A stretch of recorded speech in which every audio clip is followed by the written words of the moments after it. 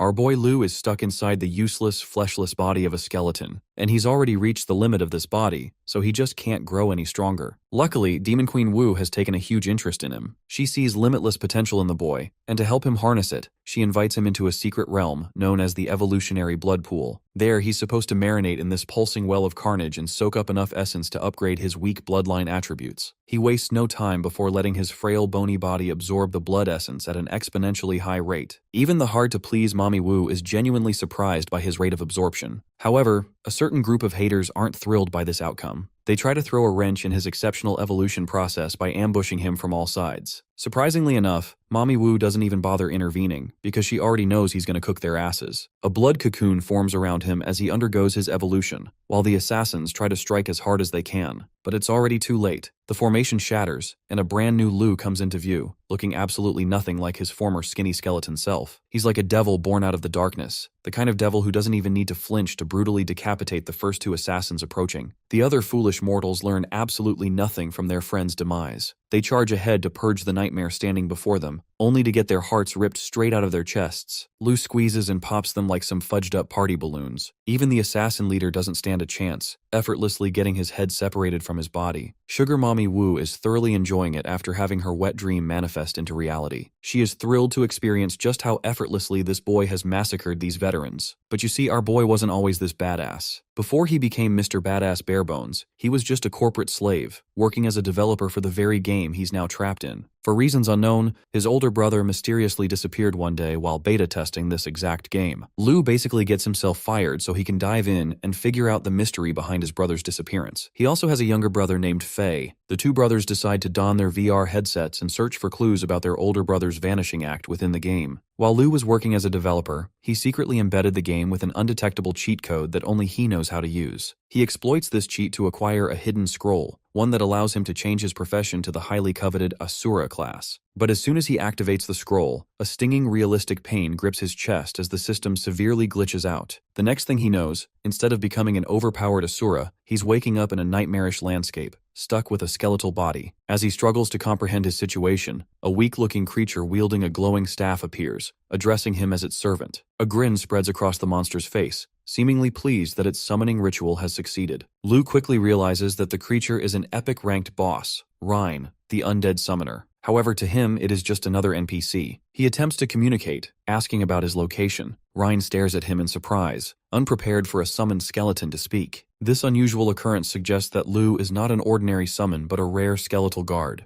However, Rhine remains silent, leading Lu to assume it is of no use to him. He turns away, intending to find someone else who can provide answers. His disregard infuriates the monster, who had expected its summoned servant to kneel in obedience. Unable to tolerate such disrespect, the monster decides that Lu must be disciplined. Without warning, Rhine uses a dark chanting spell to shackle Lu in place. Lu struggles to understand what is happening. As he watches, Rhine prepares to blast him across the field, claiming it will make him obedient. Just as Rhine is about to attack, a massive entity crashes down onto him, shattering his form and breaking the chains that held Lu captive. As Lu regains his footing, his eyes widen in shock at the enormous beast in front of him. Staring at the colossal figure before him, he wonders if he has entered the wrong map, unsure of how he is supposed to play this. With no other choice, he attempts to call for C, and to his relief, she responds. He asks where he is, and she explains that he has landed in the realm of pure darkness, the birthplace of the highest level bosses in the game, and the most dangerous zone imaginable. Now that things are making a little more sense, Lu asks her for advice on how to progress and whether there's any place where he can take on quests. C, asking for a moment, immediately scans for available information and finds a mission hub located a daunting 100-kilometer away. She urges him to follow her lead. Traveling towards C takes them along a cliff path with massive dragons looming over them. This terrifies Lu, but according to C, this is the shortest route. The journey soon takes them into dangerous waters, where a massive megalodon-like creature chases them. Paddling for his life, Lu asks C what to do, to which she encourages him to keep going. She also informs him about a message from his brother, who reveals that he has already reached level 5 and even acquired a green-grade staff drop. Fei then asks about Lu, assuming that he must be gaining a lot of items and XP. However, to his shock, Lu admits he's still stuck at level 1. As he is texting, another monstrous creature starts chasing them out of the water. At last, they spot their destination in the distance, a massive structure with entities forming long lines at its entrance. As they approach and notice the long queue, C estimates it would take 2 hours to get through the main gate. But Lu, scanning the area, notices another entrance with no line at all. C quickly warns him that it's not part of the planned route, but Lu has no patience left for sticking to a rigid strategy. Conventional or not, he just wants to get inside, so he rushes towards it with what little energy he has left. Without hesitation, he approaches the entrance, where two towering boar guards block his way, demanding his reason for entry. He hastily explains that he has urgent business to attend to. To his surprise, one of the guards grins, seemingly understanding his urgency. Without any fuss, they grant him passage. Stunned by how easy that was, Lu even takes a moment to thank them for being reasonable. But the moment he disappears inside, the guards erupt into laughter, shaking their heads in disbelief. One of them comments that he has no idea what danger he has just walked into. Inside, a loud announcement declares that the period for the event at Fengyun Tower has ended, followed by victorious shouts echoing from within the gate. Just when Lu thinks he's found a way out,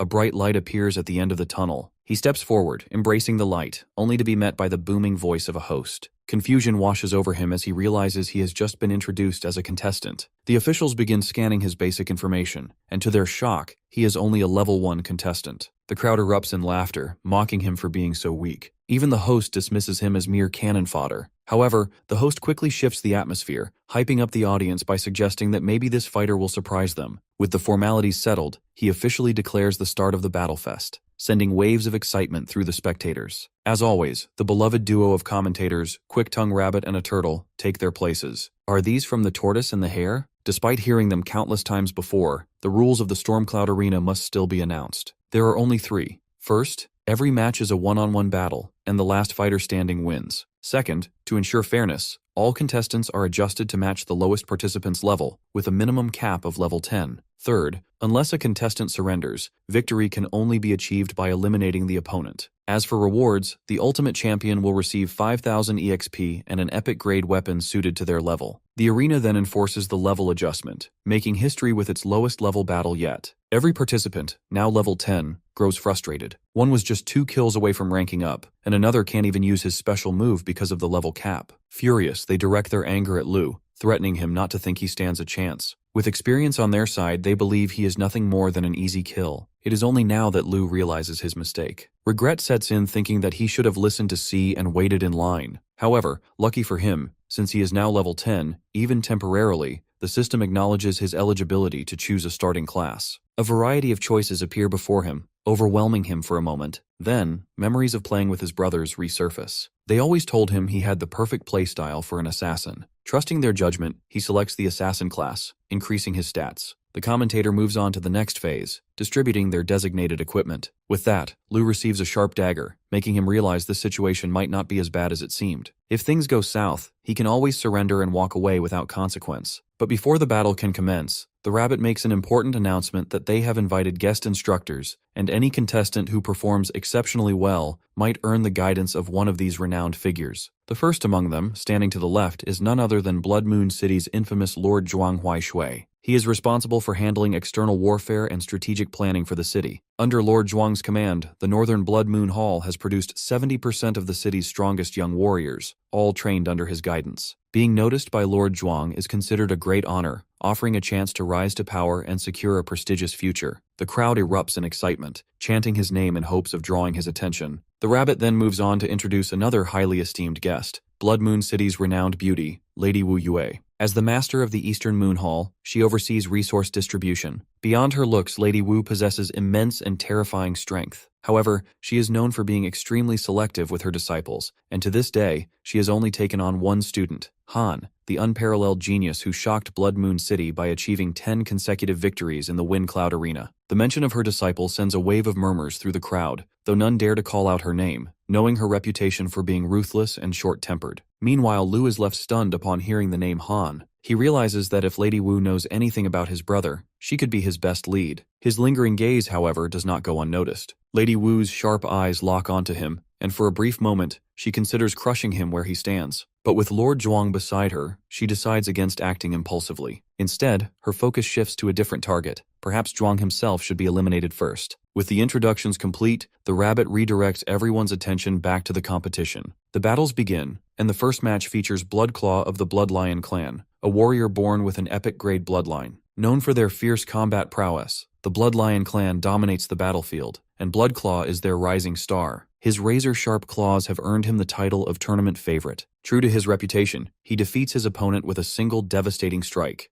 The second match follows swiftly, featuring Bei, the zombie swordsman from the Great Sword Sect, one of the newest and most formidable factions in the South Moon Hall. As the sect's vice-captain, Bei is renowned for his ruthless precision. Many seasoned warriors have met their end at his blade. Predictably, he secures victory with ease. Next up is Gear, the dual-wielding demon from the distant wilds, who fights as a representative of Blood Moon City. His skill is undeniable, and he too claims a swift win. Suddenly, an unexpected result shakes the arena. Lu emerges victorious. The crowd is left stunned. His victory was so fast that most spectators didn't even catch how he won. Eager to keep the momentum going, the rabbit wastes no time in announcing the quarterfinals. The first match, Lu versus the dual-wielding demon Gear. As they step into the arena, Gear eyes his opponent with disdain. He scoffs and tells Lu to surrender, claiming he has no interest in fighting weaklings. In his eyes, a mere skeleton is not even worth the effort. But Lu stands motionless. Meanwhile, on the other side of the battlefield, Fei has wiped out all the goblins using his fireball spell. The girls beside him shower him with praise, making him the center of attention. However, even with all the admiration, he remains convinced that if they were to meet his second brother, they would witness what true greatness looks like. He can't help but wonder what Lu is up to and whether everything is cool with him. At that very moment, his brother faces his opponent with unwavering confidence. The rabbit is taken aback as he realizes that this so-called cannon fodder actually has a spine. Yet, Gear remains unimpressed, looking down on Lu and planning to give him a fight he will remember. Without hesitation, he unleashes his strike slash, instantly closing the gap and delivering a powerful strike. To his shock, Lu manages to evade the attack. Gear dismisses it as pure luck and repeats the move, only for Lu to dodge once again. Annoyed, Gear switches to his void-tearing slash skill, expecting a different outcome, but Lu effortlessly evades it once more, leaving the host in disbelief. How is he doing that? Our boy has already analyzed his opponent's reach, factoring in the length of his weapon and the grip of his palm. By calculating the maximum swing radius to be under 2 meters, he determines that maintaining this distance will minimize the risk of getting hit. Since Lu has already created distance, he anticipates Gear's next move. He calculates that the most probable attack will be another flash strike, a linear charge skill that momentarily immobilizes its user. If he times it right, he can turn this into his opportunity to strike. Meanwhile, the audience is trashing Gear with their murmurs and doubts fueling his anger. Frustrated and humiliated by a so-called cannon fodder, he finally snaps. Determined to crush Lu, he fully commits to his flash strike. However, just as Lu predicted, the moment Gear executes the move, he is left vulnerable. Seizing his chance, Lu strikes with a perfectly timed critical hit, ending the match in an instant.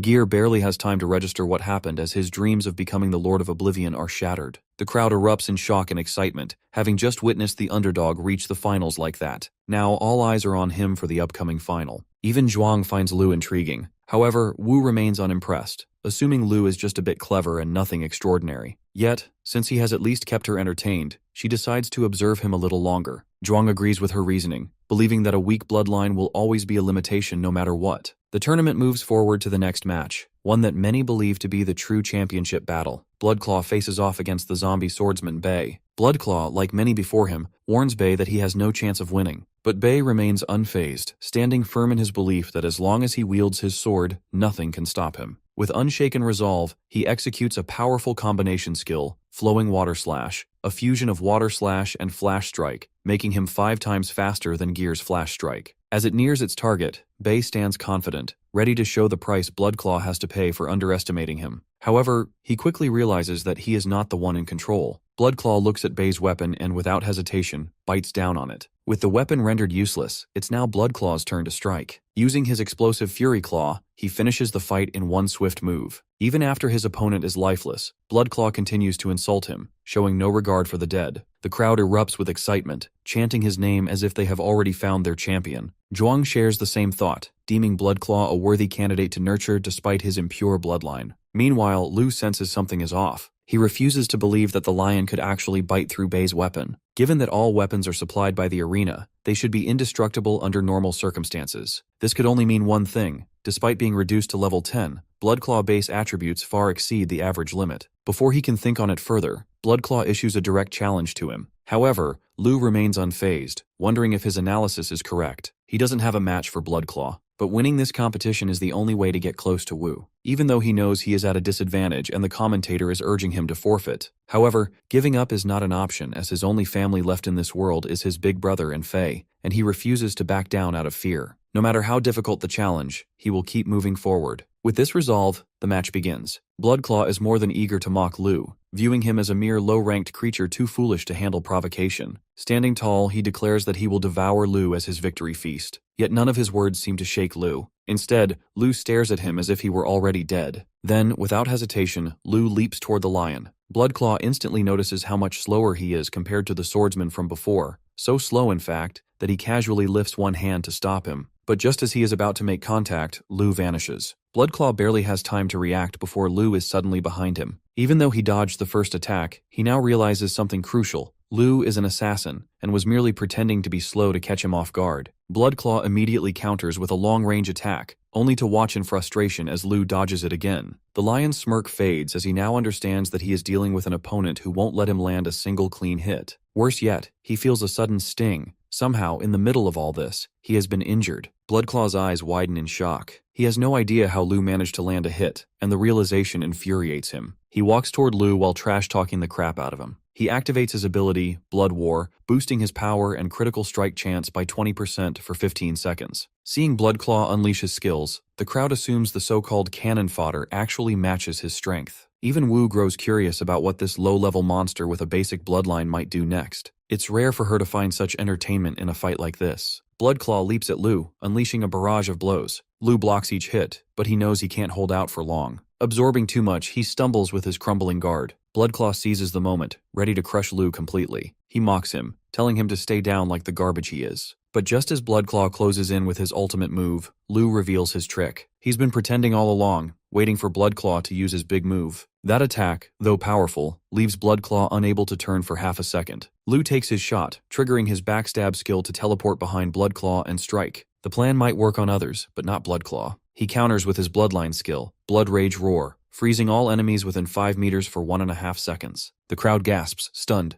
Zhuang decides right then to mentor Bloodclaw, impressed by his talent. Wu, though, feels disappointed. She's finally interested in a fighter after so long, but Lu's lack of skill might doom him. Sure enough, Bloodclaw slashes Lu's arm. As he steps back, Lu's brittle bones snap, revealing their weakness. His legs give out too. Everyone believes the fight is over. Now, they wait to see if the skeleton surrenders or clings to a hopeless end. Bloodclaw, however, has no mercy in mind. He laughs at the skeleton's broken state, plotting ways to shame him further. However, Lu is also waiting for him to take the bait. Bloodclaw trash talks, saying that maybe snapping Lu's bones one by one or kicking his skull like a toy would be a good idea. Lu, meanwhile, stays calm. He's pleased, sensing his trap is about to spring and counting Bloodclaw's steps. Bloodclaw steps forward, grinding his foot into Lu's severed leg to taunt him. Unknowingly, he walks right into the plan. Lu tosses his dagger ahead, a weak move that Bloodclaw easily deflects, thinking it's an act of desperation. But Lu still controls his other hand. He hurls the blade again, pairing it with his backstab skill. In one swift motion, he teleports and lands a brutal hit on the mighty lion. The lion drops instantly, shocking the entire crowd, including Zhuang and Wu. As Rabbit struggles to get the words out, the other commentator steps in to break the silence. Tired of being interrupted all match, he seizes his moment. Calling himself the Rampaging Turtle, he takes it upon himself to explain everything. He tells the crowd that this has been part of Lu's clever scheme from the start. First, he shows off his speed, striking the strongest despite his own frailty. Then he taunts Bloodclaw, making him mad. When Bloodclaw gets serious, Lu fakes weakness, tricking him into using his big attack. The best part about all this is everyone thinks Bloodclaw cut off Lu's arm and leg, but it was Lu who did it himself. Just when all seems lost, he triggers his skeleton resurrection skill, allowing him to control a fallen bone for a short time, setting up his stunning comeback. He takes down a stronger foe despite being outmatched. The Rampaging Turtle gives Lu the name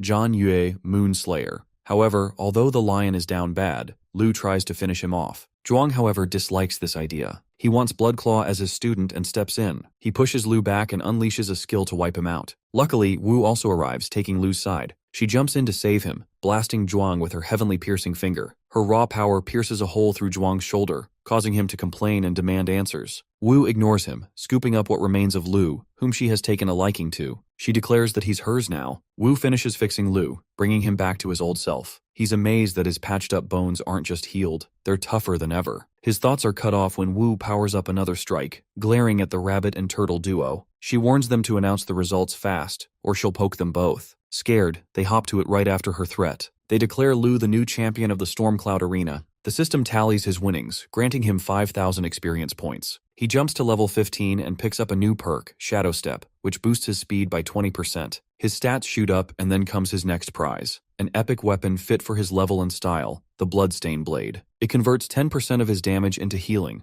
a rare vampiric perk that shocks the commentators. It's perfect for long fights, a key advantage for what's ahead. Wu doesn't waste a second. She tells her new sidekick they're kicking off the Stormcloud catastrophe. Lu, new to this whole Stormcloud setup, has no clue what that means. He asks, and the rabbit gets it, breaking it down. The Stormcloud platform splits into 2 phases. The arena battle picks the champion, then the catastrophe drops that champion into the player world as a timed boss. For 1 hour, the boss, him, has to survive and hunt players for experience and points. Those points can be traded for powerful skills, weapons, or status boosts. As the rabbit is explaining, Zhuang starts screaming in rage, furious that Wu hit him. He reminds her that he is the North Hall Lord and demands to know if she's trying to start a war. She stays quiet, so he threatens to report her to the city lord. Still ignored, he switches to insults, calling her a greedy schemer out to steal his army supplies and rebel. They both start arguing like 2 Chihuahua dogs. Seeing this, Lu, along with the commentators, bolts from the scene. Before chaos erupts, Lu asks to be taken to the next event. Suddenly a portal opens, but Wu warns Lu not to flop. If he can't take out 1,000 players, he shouldn't bother coming back. He drops into the player world, and his random achievement manual kicks in. Since he's past level 10, it spits out a mission: kill 1,000 players, just as Wu said. Lucky for him, the system announces his arrival to everyone, urging them to hunt him. He lands near some newbie, gearless players, which are a bunch of easy targets. Before he swings, a cheat item detects his level up and auto-equips, boosting his stats. It upgrades every 10 levels, granting him a random assassin skill with a chance to swap it later. As the system picks a skill, 4 newbie players charge from all sides. He dodges every hit with ease. The system finally selects a skill for Lu, Hunting Scourge Blade. This lets him unleash 4 quick slashes on a target, starting at 110% damage and climbing to 150% by the last hit. If the skill kills someone, the slashes keep going, locking onto a random foe within 10 meters. It also packs a strong bonus. Each kill adds a 150% physical damage slash. Smart as he is, Lu knows how to maximize it. He carves through enemies, hitting hard and fast. He figures if he weakens a bunch of players first and then triggers the skill, his hunting power doubles. It's like he's unlocked an auto-kill mode. After slicing them up, he calls C to ask if others can track him. She confirms, revealing that the system broadcasts his location in real time. That only fires him up with dark energy pulsing around him. As players swarm in, he unleashes his wild side, tearing through them like a train.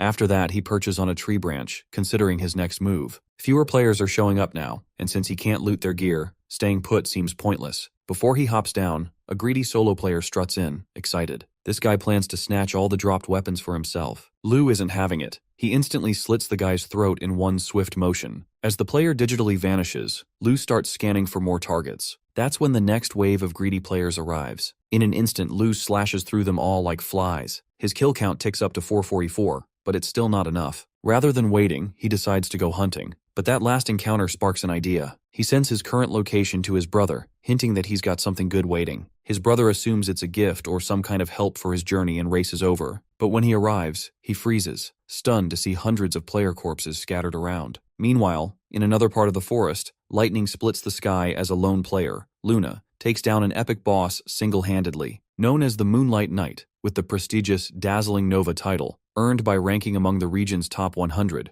She radiates power as she claims her latest prize, Heart of Resilience, an epic bracelet that boosts her stats and has a 20% chance to activate during control attacks, increasing her resistance by 20 points. Perched on a tree branch, Lu watches in awe. It's the first time he's ever seen someone solo an epic boss. Curious, he asks C to pull up details on the Moonlight Knight class. She finds the info in seconds. It's a rare swordsman class that balances strong stats with attacks blending both physical and magical damage. Easy to pick up, but with immense potential in the right hands. Meanwhile, Luna senses someone watching her. She scans her surroundings, but before she can pinpoint the source, a group of shady-looking players interrupts her thoughts. They try to swindle her out of her epic bracelet, but Luna isn't easily fooled. Rather than entertain their tricks, she offers a challenge. If they want it so badly, they'll have to fight for it. One of them, a cocky smooth talker, tries to charm his way out of it, even flirting for her number. Luna shuts him down without hesitation, daring him and his crew to prove their strength. Thinking they have the upper hand, they leap at the chance, only to be cut down effortlessly by her starlight slash. As his allies crumble, the leader of the group realizes he's in way over his head. Desperate, he name-drops his guild, warning Luna that they'll hunt her down if she kills him. But Luna doesn't care. With a clean, precise slice, she leaves a scar across his face.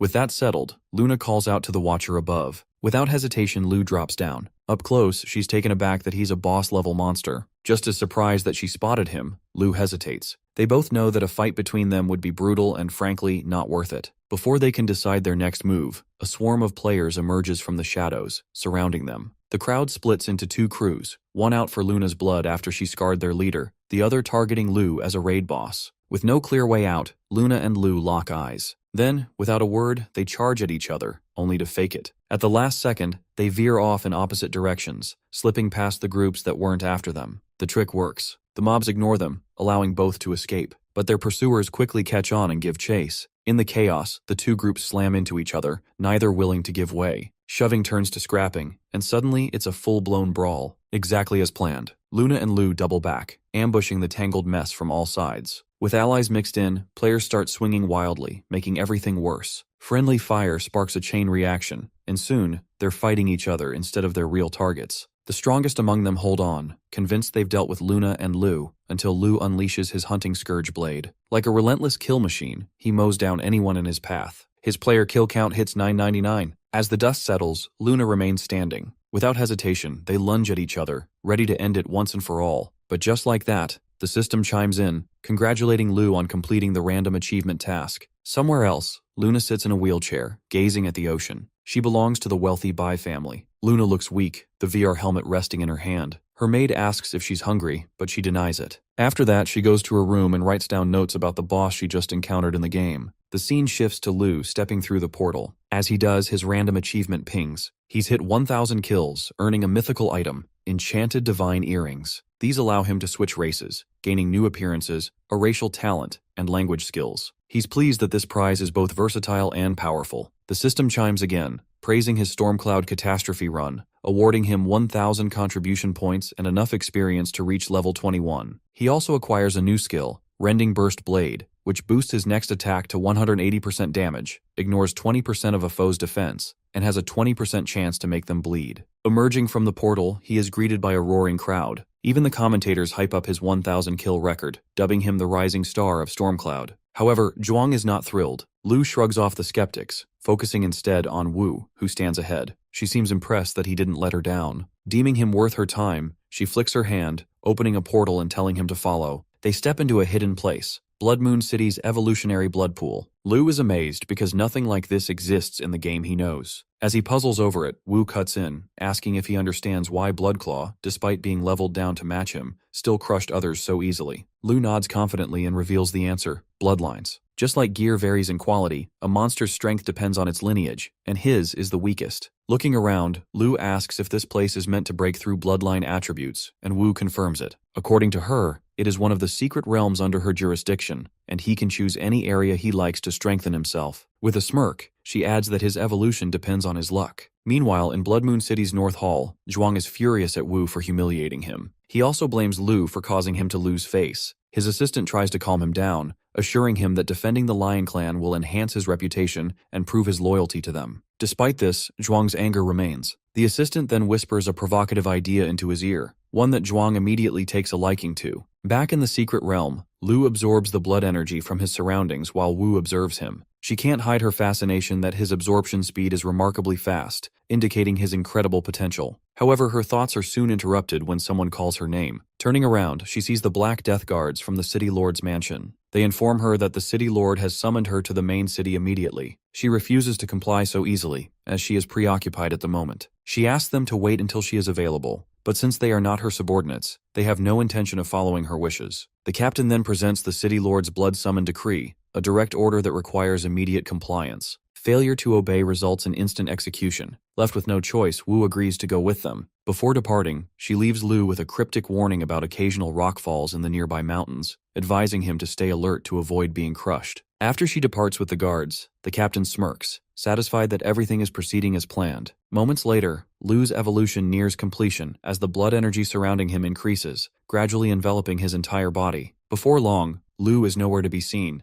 completely submerged in the blood. This is exactly the moment his enemies have been waiting for, when he is unable to halt his evolution and is left defenseless. Without hesitation, the commander of the Shadow Squad signals his subordinates to attack. They waste no time in following his command. However, what they fail to realize is that Lu's absorption process is much faster than they anticipated. He awakens just in time, unleashing a devastating force that sends his attackers flying. Meanwhile, Wu and the guards continue their trek up the mountain. The captain grins, satisfied that even a powerful entity like Wu is forced to comply after receiving the blood-summoning order. But his confidence is short-lived when, to his surprise, Wu suddenly stops following them and casually takes a seat on a rock. When he demands an explanation, she simply ignores him, content to enjoy the view of the blood pool below, where several overconfident assassins are now racing to take Lu down for the credit. The fastest assassin reaches Lu's resting spot first, slicing through the blood sphere in an attempt to finish him off. The formation shatters, and they stand ready to confirm their kill. Yet to their shock, Lu is still in one piece. Confusion spreads among the assassins, especially the one who landed the attack, as he is certain his blade made contact. Determined to finish the job, they rush in for another strike, only to be stopped in their tracks. As they get a clearer look at their target, pure disbelief fills their eyes.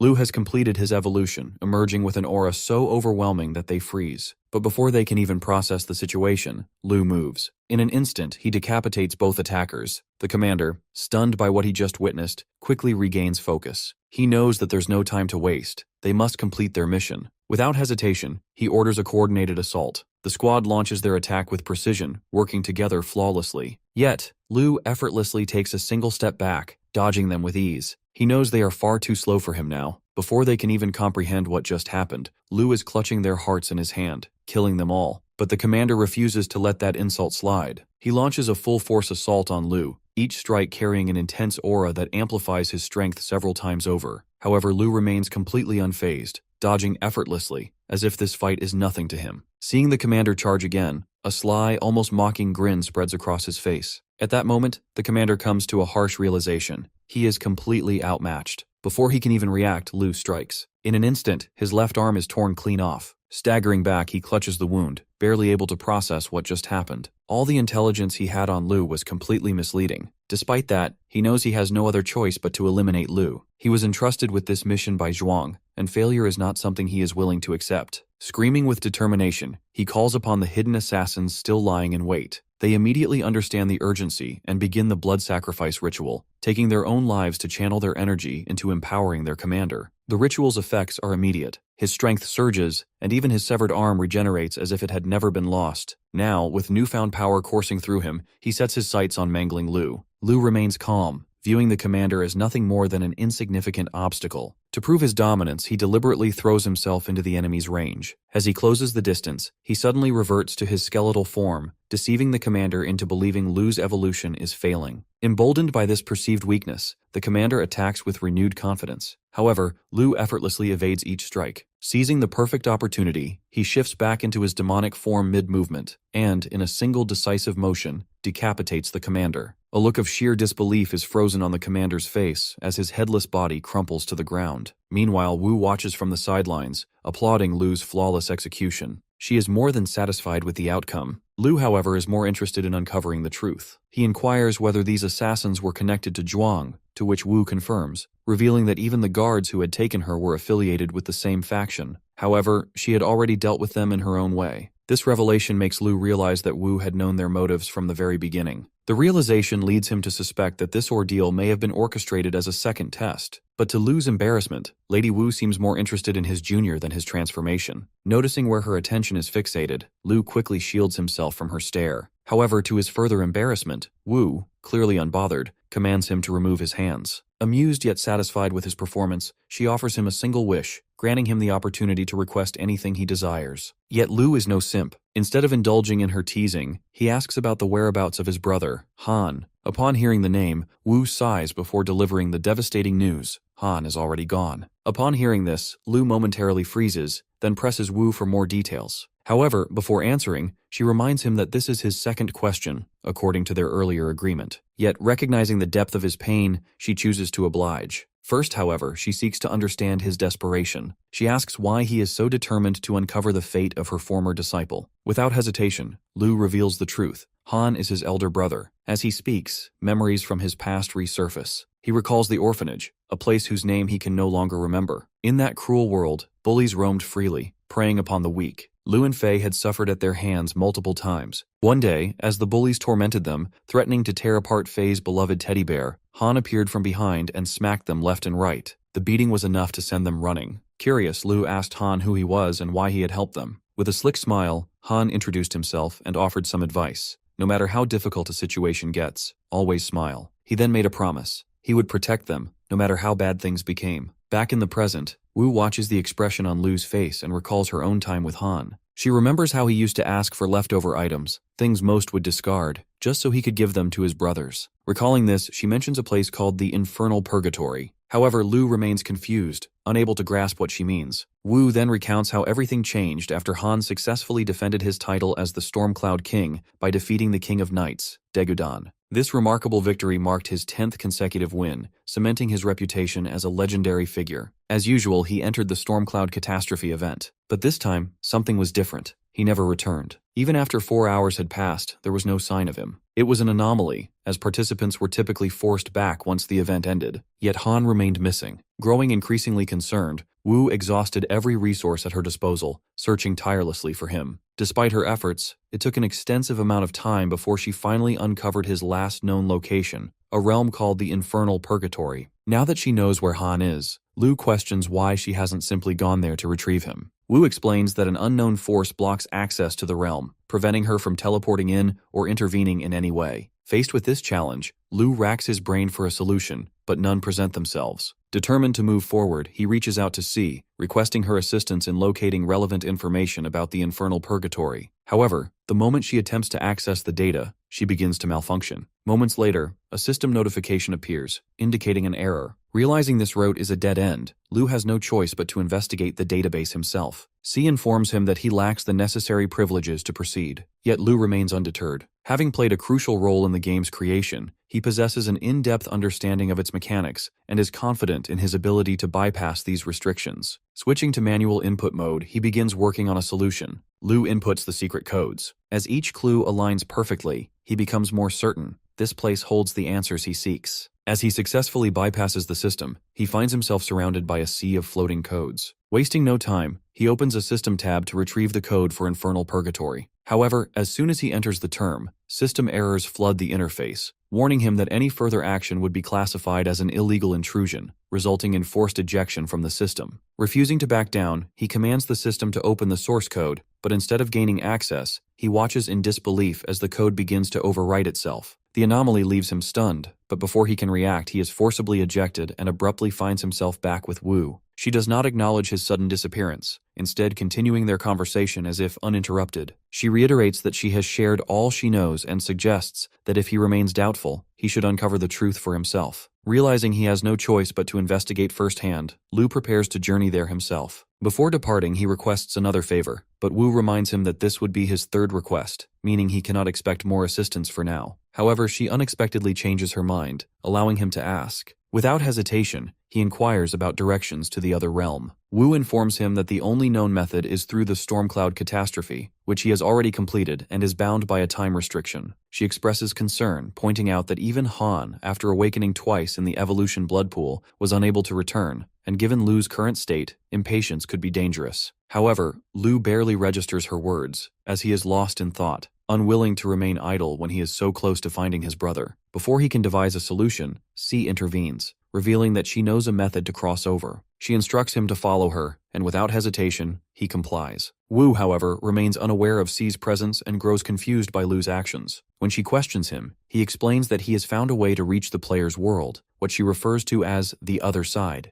This revelation intrigues her, as she wonders how he has come upon this knowledge, but sensing his urgency, she postpones her questions. Meanwhile, in the player's realm, a massive explosion erupts amid a dense forest, incinerating a swarm of moth-like creatures. The devastation is the work of the powerful firestorm mage Fei, who has now reached level 23. His mastery of flames not only secures his dominance on the battlefield, but also draws the admiration of several female players. Enthralled by his fiery prowess and charisma, they flock around him. Despite Fei's eyes on something else, he shifts the conversation by inquiring about the whereabouts of a high-paying equipment merchant that the girls had previously mentioned. The girls confirm the merchant's proximity, and he continues his journey with enthusiasm, looking forward to meeting the vendor they so highly recommended. In a show of generosity, he even promises to treat the girls to new equipment after completing his transactions. However, as Fei ventures deeper into the woods, he notices a group of players blocking his path. Suddenly, more players emerge from all directions, surrounding him. Their nefarious intentions become immediately apparent when they refer to him as their scapegoat. Realizing the impending danger, he quickly instructs the girls to stay behind him as he prepares his magic. To his dismay, the very individuals he was trying to protect reveal their true colors, betraying him by attacking him from behind. Confusion fills Faye's mind as he struggles to comprehend why they would betray him after his kindness. However, his questions are soon answered in the most unexpected way when he overhears the guild members referring to these supposed beauties as his brother. To his astonishment, the three alluring figures from the North Guild are, in reality, men in real life. This revelation fuels Faye's fury,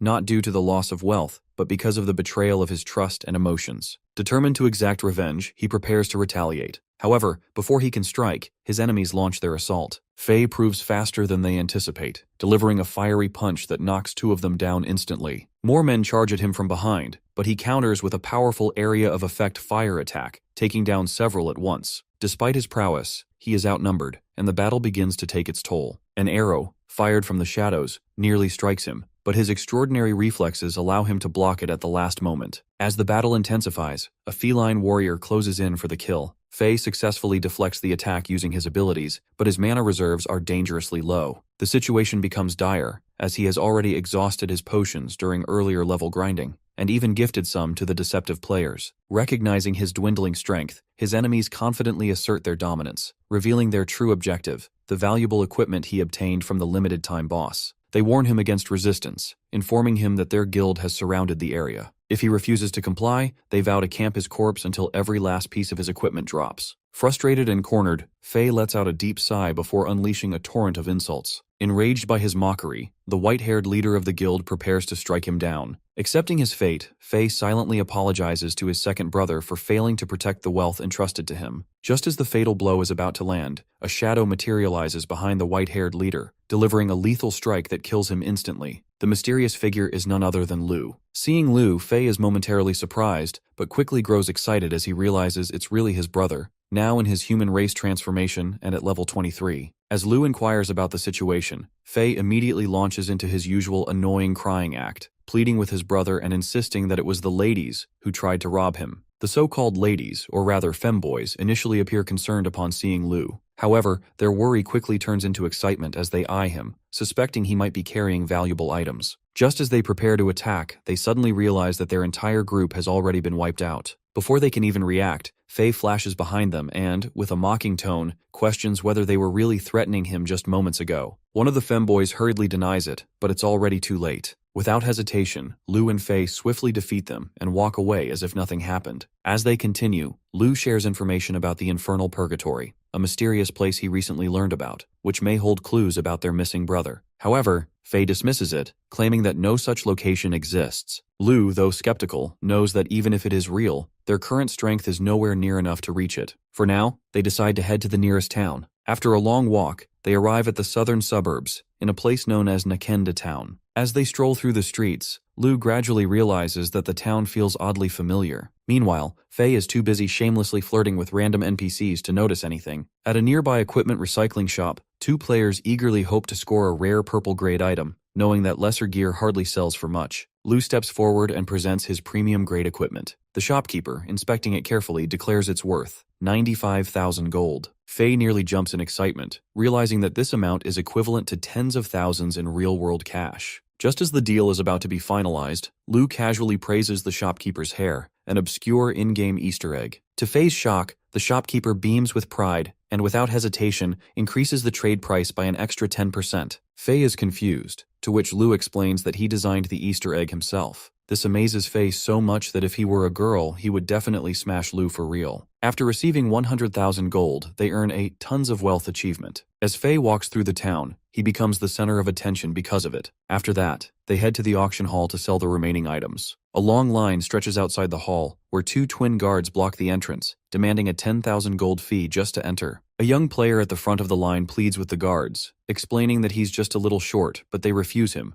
causing the onlookers to mock him for wasting their time. However, to the boy's shock, Lu and Faye take him with them. Seeing Faye's tons of wealth title, the guards immediately open the gate and respectfully guide them inside. Inside, a grand hall is filled with other wealthy players. The young boy thanks them both and promises to repay their kindness someday before leaving. After a while, a lady arrives and hands Faye a VIP black gold card, claiming that she will guide him through the process. She explains the card's features. Faye can enter without queuing. The auction house will take only a 5% commission, and he can easily get a loan using the card. Out of habit, Faye starts flirting with the assistant, making Lu sigh in embarrassment. However, Lu's attention shifts when he notices a woman swiftly passing by him. The assistant lady guides them to their private room, where they sit at a tea table as she explains the details of the auction. According to her, epic equipment is in high demand, and the lightsaber, Stardust, they acquired will be submitted to the ultimate auction to secure a high price. She suggests that they participate in the auction, as they might find something useful. However, Faye ignores everything she says and flirts non-stop,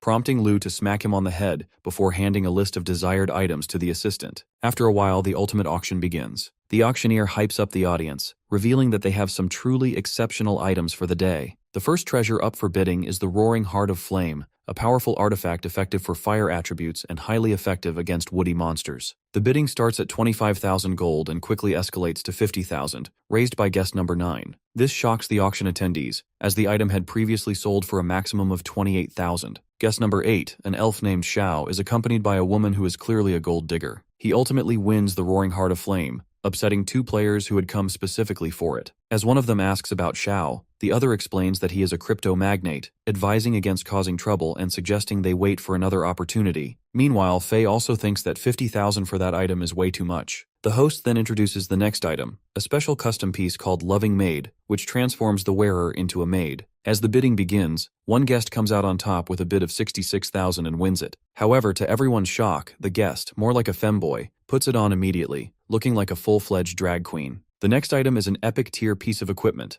the Lone Wolf's Battle Boots, which have a 2% chance of triggering Axel mode while moving. As the host reveals the starting price of 40,000, Xiao instantly raises it to 80,000, enraging the other bidders. After that, Xiao continues outbidding most of the following items, forcing other players to leave the hall in frustration since they can't win a single bid. Faye is pissed too, but Lu remains calm, claiming that they will need Xiao's help for their own item, which is coming up next. Finally, the host presents the last item, Stardust, the one Faye and Lu submitted. According to the host, this rare item possesses light attribute attacks that become effective after reaching level 30. As the starting price is revealed, Xiao immediately places a bold bid of 250,000, confident that no one will outbid him. However, to his shock, Faye, sitting in the back, raises the bid. This surprises Xiao, leading to an intense bidding war between them. As Faye reaches 500,000, Xiao hesitates, considering whether to let it go. But his pride and addiction to the thrill of winning push him to raise the bid to 600,000. Faye, feeling a bit nervous, prepares to outbid again, but Lu stops him, forcing the host to start counting down on Xiao's bid. Just as the countdown is about to end, a voice from the back suddenly places a 1,000,000 bid, instantly securing the item. The crowd falls silent as a mysterious girl wins over everyone. As the auction ends, Faye is thrilled about earning such a huge amount, while Lu starts calculating their total earnings. However, to his shock, even after receiving 1 million, the number on their VIP card barely changes. This means that there are far wealthier players in the city above them. Still, they choose to ignore it, as today, they have earned more than enough to meet their goals. After the auction, they start heading toward Bush Coal Village. As usual, Faye is yapping away, filling the air with his chatter, when Lu suddenly senses something off. Someone is following them. His sharp instincts kick in, and he calls out to the stalker. A figure steps forward from the shadows. It's the girl who placed $1 million bid on the lightsaber. Faye immediately assumes she's here to rob them, but she quickly clarifies her intentions. She simply wants to know how they got the weapon, as she was the one who originally dropped it while battling a powerful boss. The girl is Luna, who previously fought Lu in his monster form. Faye, thinking on his feet, claims that it was his brother who obtained the weapon by defeating the limited-time boss. This revelation instantly excites Luna, and she eagerly requests a sparring match. However, Lu dismisses the idea and turns away, uninterested. But Luna is determined. She wants to test his strength firsthand. As they near Bush Coal Village, Faye curiously presses Lu for details about their upcoming quest. Lu explains that it isn't particularly difficult. The village is surrounded by monsters from all sides, drawn by a young girl who possesses holy light within her body. Their mission is straightforward: eliminate the surrounding monsters and escort the girl safely to the Temple of Holy Light. Soon after, they arrive at the village. Without wasting a second, Faye charges in, ready to clear a path ahead. Faye, however, mistakes 2 Beast Girl villagers for monsters and charges toward them, only to halt mid-strike when he realizes his mistake. The Beast Girls light up with excitement at the sight of an adventurer. Wasting no time, they eagerly take him by the arm and guide him through the town. As they walk, the entire village buzzes with excitement. People gather to catch a glimpse of the newcomers with their eyes filled with admiration and curiosity. Even the village chief makes a dramatic Superman entrance, greeted by applause and cheers. Faye, however, is a bit confused as this doesn't match the grim, monster-ridden village Lou described earlier. Lou, watching the spectacle unfold, theorizes that while the village's appearance and setting may have changed, the core story and its characters likely remain the same. The chief enthusiastically invites them to join a grand banquet, an announcement that sends the villagers into an uproar of joy. It's clear that this village has an intense love for celebrations. As they are escorted toward the feast, Lou seizes the opportunity to ask about the purple medic flower, a rare bloom that grows in their village. At the mention of the flower, an elderly villager stiffens, and instead of answering, he insists they enjoy the banquet first, making Lou instantly suspicious. When the banquet begins, the beastmen waste no time digging in. They eat like wild pigs. I mean, they are pigs, so it seems only natural. Faye, seeing the food, gets excited, but Lou brushes him off, reminding him that they need to find the mission NPC first. As they look around, they eventually spot a little beast girl holding an apple. Lou places a hand on her shoulder and asks if she wants to go to the Temple of Holy Light with them. The girl, with tears of hope, turns to them and asks if they are there to save her. This successfully triggers Mission 2 in the game, and suddenly all the pigs start snorting as if the evil within them is awakening. The pigs start transforming into monstrous forms and instantly attack them. Lou and Faye, unfazed, kill both of the charging beast pigs in a single blow. Seeing this, the other pigs go berserk and leap toward the duo, triggering a full-blown brawl. After a while, Lou and Faye manage to defeat all the pigs. However, to their shock, the pigs begin regenerating and revive themselves. Faye, a bit nervous, asks Lou what to do next, but Lou is just as confused since this is completely different from the original plot of the game. As the monsters charge again, the duo fights back, knowing they will eventually be exhausted to death if they continue like this. Realizing their predicament, they decide to bolt and make a run for it. While running, they eventually hide inside a house, evading the monsters for the time being. However, just as Faye is about to speak, Luna suddenly appears out of nowhere and covers his mouth. She silences him, whispering that the monsters are still nearby and that they should talk upstairs. Once upstairs, Luna reveals that she arrived earlier than them to complete the same mission. However, she also sensed something strange about the village and decided to investigate at night. Lou agrees with her and turns to the Beast Girl, asking if she knows anything. But the girl is terrified. As Luna tries to calm her down, she suddenly removes her mask, revealing to everyone's shock that she is actually a human girl. According to her, Bushcoal Village was originally a calm and peaceful place,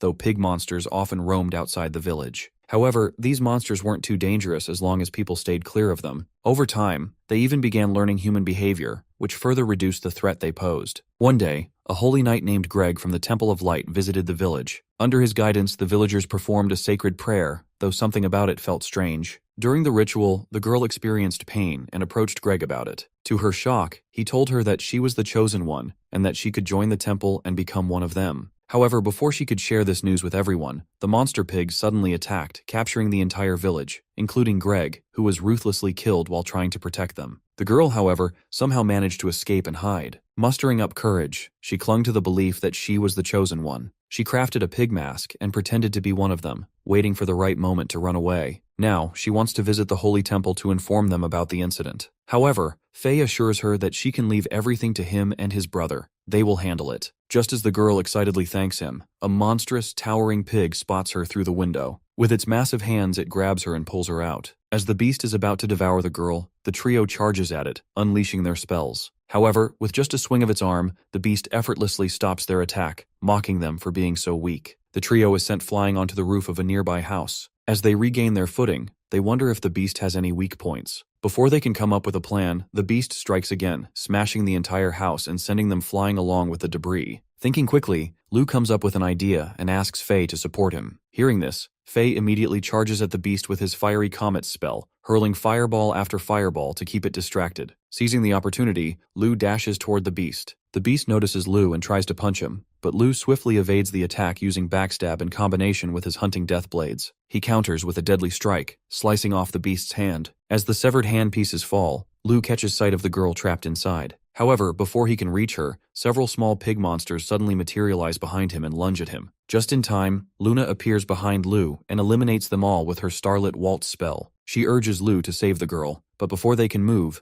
the beast violently shakes its severed hand, causing both the girl and the hand to drop. At the same time, the monster lets out a deafening roar, summoning hundreds of beasts from within itself. Lu quickly realizes that the beast pig is actually a fusion of the smaller ones. However, Luna, noticing the high difficulty of the quest, suspects that defeating the beast might not be their main objective. While still airborne, they come to a realization that their true mission is to bring the girl to her destination. With that in mind, they call out to Faye, asking him to cover them. Meanwhile, Faye, who is still recovering his mana, instantly springs into action. With a burst of explosions, he blasts away all the pigs attempting to chase after Lu and Luna. On the other hand, the duo is in hot pursuit of a pig that has grabbed the little girl and is making a run for it. The pig is incredibly fast, quickly putting distance between them. As they give chase, they suddenly come across a group of zombie-like villagers trapped behind bars. Without hesitation, Lu frees them, but instead of gratitude, they simply snort in confusion. Seeing this, Luna becomes enraged, blaming Genesis for whatever happened to them. However, Lu is confused about what she means by that. Before he can ask, their conversation is abruptly interrupted by Faye's desperate screams for help. He is frantically running toward them, pursued by a massive horde of pigs trying to take his life. Meanwhile, the pig carrying the girl is still sprinting at full speed, trying to escape. After gaining some distance, the pig manages to climb onto a tower and begins terrorizing the girl. However, with the holy light within her, she swiftly summons a knife and stabs the pig in the eye. The pig lets out a deafening scream and lunges at her in rage, but just in time, Lu arrives and severs its arm with a single strike. Despite the excruciating pain, the pig is utterly confused. How is it possible that Lu is already there? 15 minutes earlier, as the trio was fleeing from the horde of pigs, Lu gave Faye and Luna a special pill that rendered them invisible, momentarily confusing their pursuers. It was a conceal pill, which causes monsters to lose track of their target for 5 seconds. While hiding, Faye couldn't help but complain about how difficult the mission was. However, according to Lu, their top priority was finding the girl. He knew they would have to think outside the box to locate her, so he quickly devised a plan and asked the others to cooperate. As the pigs continued searching the town, Lu stealthily appeared behind one of them, having transformed into a pig himself. Acting friendly, he casually asked about the little girl's whereabouts. Unaware of Lu's disguise, the pig revealed that the one who took her, Wang, was the fastest runner in their village and knew all the houses like the back of his hoof. Lu laughs and tells the pig to gather at the village entrance after capturing the humans. However, the pig corrects him, revealing that they are actually supposed to meet at the clock tower. Quickly realizing his mistake, Lu plays it off, claiming he must have had too much to drink. Suddenly, a massive explosion erupts nearby. Faye is sprinting with what looks like the little girl in his arms, while an enraged horde of pigs chases after him. This was all part of their plan, a distraction to ensure Lu could reach the clock tower without resistance. Back at the tower, Lu wastes no time. He swiftly cuts through the pig, guarding the girl, and rescues her. Reuniting with his group, they all start making their escape, but the pig horde and the massive beast are still hot on their heels. To gain an advantage, the group quickly drinks agility potions, boosting their speed by 30%. This allows them to evade the beast's attacks and escape Bushcoal Village safely. However, as they put some distance between themselves and the village, they turn back, only to be shocked by what they see. The monstrous beast slams the ground, and in an instant, every pig, including itself, digitally vanishes. The pigs suddenly teleport beside them, forcing the group to sprint away in a panic, almost like a scene straight out of a Mario game. As they run in a bizarre 2D perspective, they spot an ostrich and quickly hop on, gaining some much-needed distance from their pursuers. After escaping far enough, they release the ostrich and continue on foot. Walking for a while, they come across a beautiful lake and decide to take a break. Since the pigs are still 30 minutes away, they figure a 15-minute rest will give them time to recover. Excited, Faye and the little girl eagerly splash around in the water, while Luna stays back, busy checking her stats. However, noticing Luna's worried expression, the little girl gently takes her hand and offers to make her happy through prayer. As the girl prays, Luna suddenly sees a bright light, and a memory flashes before her eyes, her mother and father, calling for her to hurry as they prepare to leave for an unknown destination. The vision stirs deep emotions, and before she realizes it, a tear rolls down her cheek. The little girl, seeing this, gets nervous and apologizes, explaining that she wished for a happy memory. Luna, smiling softly, reassures her that it was a happy memory. Faye, witnessing this, suddenly gets curious and asks to try as well. As he closes his eyes, a memory unfolds. He sees himself having lunch with his brothers, while Lu and Han argue over something trivial, just like they always do. The familiar warmth of the moment makes Faye teary-eyed, but when the little girl notices and asks about it, he quickly panics and dives into the lake. Then, the little girl approaches Lu, who is sitting on a tree, and admires his fearless nature. She believes that he always has something on his mind and expresses her desire to help him. However, Lu dismisses her offer, insisting that he has nothing to recall. He believes that constantly looking back would only prevent him from moving forward. The girl then reveals that ever since she lost her parents, the villagers have taken care of her. She feels relieved to be by the side of someone as heroic as Lu. As she prays for the kind-hearted people who raised her, tears form in her eyes while she reflects on the villagers' fate. Lu attempts to comfort her, reassuring her that she has already done enough. Encouraged by his words, she wonders if she will ever become as strong as him. As Lu recalls the time when Han protected him from bullying, he becomes certain that she will. With their brief rest coming to an end, they prepare to continue their journey. However, as the little girl takes Lu's hand, the random achievement manual suddenly activates, announcing an increase in the mission's difficulty. Now Lu is tasked with defeating the king with the help of the Crunch, after successfully delivering the NPC girl to them. Meanwhile, the beast in the village continues to roar, more powerful than ever. Despite gaining distance, the pigs continue chasing them. Even though they relentlessly cut them down, the pigs recover at an alarming rate. As they flee from the horde, only 50 kilometers remain until they reach the holy temple. Feeling exhausted, Fei takes out a potion and drinks it, but he fails to notice a pig catching up to him. As the pig swings its attack toward Fei, Lu leaps forward, slashing its head down but also taking the hit meant for Fei. Seizing the moment, Fei follows up with a fire blast, sending the pig flying. The group keeps running, but their concern for Lu's injury grows. However, Lu insists that stopping to recover would only get them surrounded. With no time to waste, they press forward and manage to gain some distance. As they approach the final 20 kilometers, they reach a towering wall with a narrow, eerie crack. Understanding that this is their only escape route, the group moves toward it. However, as Lu watches the approaching horde, he notices something strange. The number of pigs seems to have decreased. Entering the crack, Luna also realizes the same thing. Lu speculates that there might be an ambush ahead and urges them to move quickly. After running for a while, they finally spot the exit, but before they can reach it, the path suddenly darkens. Looking up, they see the terrifying beast pig blocking their way. Trapped from both sides, the trio immediately prepares their spells, shielding the little girl. As the pigs charge, they unleash relentless attacks. However, the girl, refusing to cower in fear this time, stands her ground, determined that the holy light will protect them. At the temple of the holy light, the knights gather before the bishop, insisting that they must quickly find the host of the holy light to subdue the darkness. One knight informs the bishop that the pigs have gathered near the eastern valley, which enrages him. Without hesitation, he orders his knights to follow him. As they step outside, the bishop notices a girl wearing a pig mask. Mistaking her for a creature of darkness, he immediately prepares an attack to eliminate the monster. However, to his shock, the girl removes her mask and pleads for help. She explains that she came from Cole Village, which was attacked by pigs that slaughtered everyone. She begs the bishop to save the three adventurers who risked their lives to rescue her, but are now in grave danger. The bishop's expression changes the moment he realizes that the girl is the host of the holy light. Overcome with excitement, he lifts her in joy, believing they have finally found the chosen one. With great enthusiasm, he asks if she is ready to become part of the holy light and aid them in eradicating the darkness. However, the girl is left confused by his words, unsure of what he truly means. Back in the back in the mountain opening, the trio fights tirelessly, battling wave after wave of pigs. Exhausted but determined, they push forward until a sudden realization strikes them. The girl is missing. Calling out for her, they receive no response. Panic sets in as Luna speculates that she may have gone to the holy church on her own. Before they can react, the entire pig horde suddenly screeches in unison, shouting "Snacks!" and begins running in the opposite direction. The unexpected shift in behavior confuses Lu. Even the massive beast pig, their relentless pursuer, turns and flees. Sensing something is terribly wrong, the trio follows the horde, racing toward the temple of the holy light. But just as they reach its entrance, the ground trembles beneath their feet. Their eyes widen in horror as they take in the scene before them.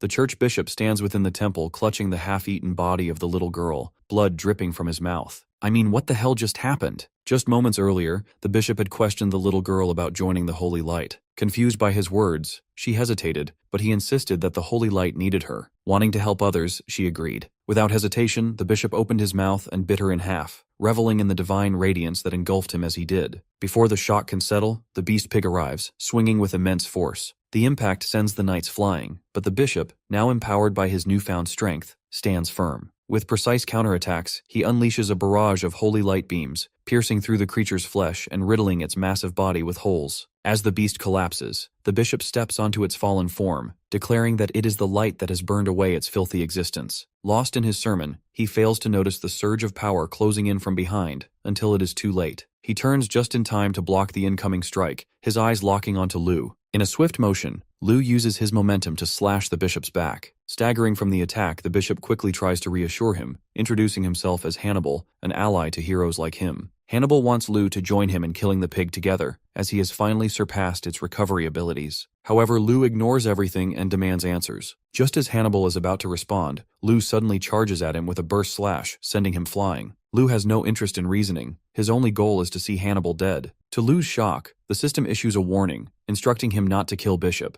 as he is the only one capable of defeating the Pig King and completing the mission. Meanwhile, Bishop, now consumed by rage, retaliates by striking Lu with his holy light sword, sending him crashing into the distance. Before Bishop can press further, Faye intervenes, launching a fiery explosion that engulfs him. The attack inflicts severe damage, but Bishop, despite his injuries, refuses to falter. He charges toward them with unwavering determination. At that moment, Lu and Luna combine their power beams, striking Bishop with immense force and leaving him lifeless on the ground. As Bishop falls, Lu turns his attention to the beast pig and notices tears welling up in its eyes. The creature mumbles a single word, snack. The pig reveals a memory from its past. As a piglet, it had once been saved by that little girl who introduced herself as Snack. She had treated its wounds and expressed her hope that one day it could become like a human. Before leaving, she had bandaged it up and promised to return the next day. The pig develops a fondness for the girl, but she never returns. However, he remembers her words about becoming more like a human. Determined to fulfill her wish, he begins observing the people in the village, learning to mimic their behavior in the hopes of meeting her again. Upon hearing the story, Faye and Luna question the beast about why he attacked Snack's village. In response, the pig lets out a furious cry, declaring that he did it to protect her. He reveals that he overheard a conversation between the Holy Knight and his men, who spoke of consuming Snack because she was the host of light. Fearing for her safety, he took action. Lu then inquires about the zombie villagers, prompting the beast to explain that they had been making too much noise. To silence them, he locked them inside the pigsty and ordered his lesser pigs to treat them as they would normally treat pigs. Concerned, Lu asks if the pig beast can recover now, but the creature insists that his healing should begin once the bishop is dead. However, confusion sets in as the pig's body continues to burn. Suddenly, the source of the flames reveals itself. The bishop is still alive, standing behind them and channeling the domain of the holy light. A barrier begins forming around the bishop as he channels his domain. Seeing this, Lu immediately charges at him, but before his strike can land, the barrier completes itself, pulling him into the domain. The system quickly notifies that this is the domain of the holy light, a realm that grants immense advantages to its creator, bestowing special abilities and buffs.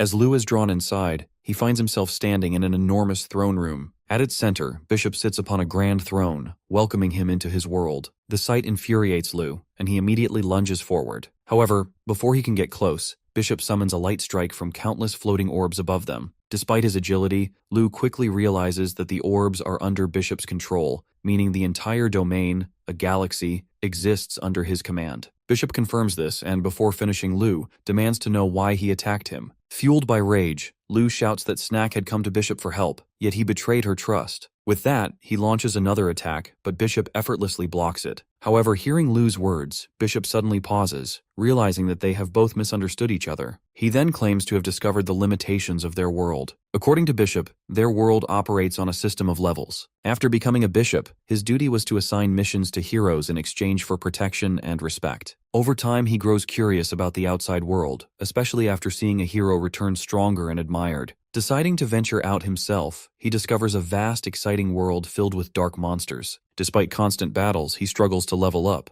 until he witnesses weak rats surviving by devouring their own. Realizing that strength comes from consuming others, he embraces this brutal method to evolve and grow stronger. Lu quickly understands that Bishop has reached the conclusion that killing and consuming others is the key to gaining strength. As for the girl, Bishop reveals that she was chosen by the light, making her the ultimate sacrifice. Devouring her would have granted him an unparalleled surge in power. This revelation enrages Lu even further, but Bishop remains indifferent, justifying his actions by claiming that he has saved many lives through this method. Without hesitation, he unleashes the Holy Lightfall spell, aiming to end Lu once and for all. However, Lu counters with a powerful burst blade attack, slicing through the cascading starlight, shattering them mid-air. Growing frustrated, Bishop summons his Holy Light Spear and hurls it toward Lu, catching him off guard. The spear pierces through him, multiplying as it strikes, forcing Lu to his knees. As Lu kneels before him, Bishop continues to ramble about achieving greatness by using people like him as mere stepping stones. Coughing, Lu weakly calls him a mad pig, a remark that instantly enrages Bishop. In a fit of fury, Bishop opens his mouth wide and charges straight at him. However, instead of fear, a sly smile forms on Lu's face. In an instant, he transforms into his skeleton form, triggering a boss warning. Mid-charge, Lu seizes Bishop's holy light-infused hand and with a single devastating swing, rips it clean off. This action causes the random achievement manual to glitch, updating the mission objective to kill Bishop. Enraged, Bishop retaliates, but Lu swiftly dodges and rises into the air. Summoning his most powerful weapon, Lu forms the Hunting Death Blade, unleashing a relentless assault that strikes all 999 light orbs, amplifying his attack combo. Suddenly, the attack redirects itself toward Bishop, slashing through him with merciless precision. A deafening explosion of light erupts, illuminating the battlefield. Outside the barrier, Faye becomes excited upon seeing Lu emerge completely unharmed. Luna, however, is in shock that he single-handedly defeated a boss in its own domain. Meanwhile, the Pig King's body has fully recovered. He cradles Snack's lifeless body in his arms with tears streaming down his face. Without a word, he carries her back to the village. Watching them leave, Lu turns to Faye and asks if he has completed his mission, leaving Faye confused. Suddenly, the system notification appears. Mission failed X3. Before they can react, the system begins resetting the random missions and reloading the character data. As the reload completes, Snack awakens in her bed. Disoriented, she quickly realizes that she is unharmed and,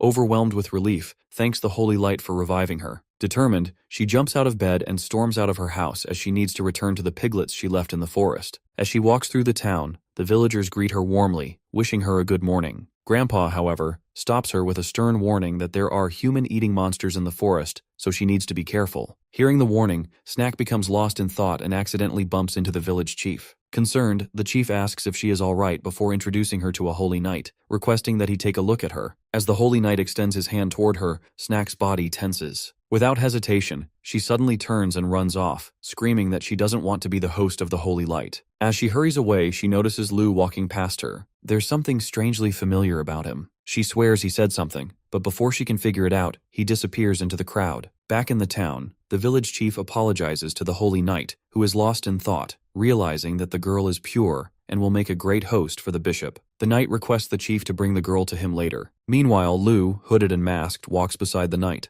In a swift, sneaky motion, Lu slashes the knight's throat so quietly that even the chief doesn't realize what happened. Later, in the forest, the piglet waits for Snack. This time she arrives, and just like that, they are together again. A short distance away, the trio sits on a cliff, watching the heartfelt scene. As they prepare to head off for the next task, Lu bids farewell to Luna, and they both walk away while Faye tries to convince Lu to take her into their team. As she watches them walk away, Luna reflects on how the missions have become increasingly strange and inconsistent. NPCs and monsters are deviating from the plot, and she suspects that it's all connected to Genesis. If they work together, she believes they can uncover the truth. Hearing this, Lu agrees, and the three of them formally introduce themselves once more, this time as a team. A sudden update notification appears, informing all players about the server maintenance. With a mix of farewells and lingering emotions, the group parts ways. As Luna logs out, the digital world fades, and she returns to reality, where her cat eagerly awaits her. She pats the cat gently, reminiscing about the friends she made in the game,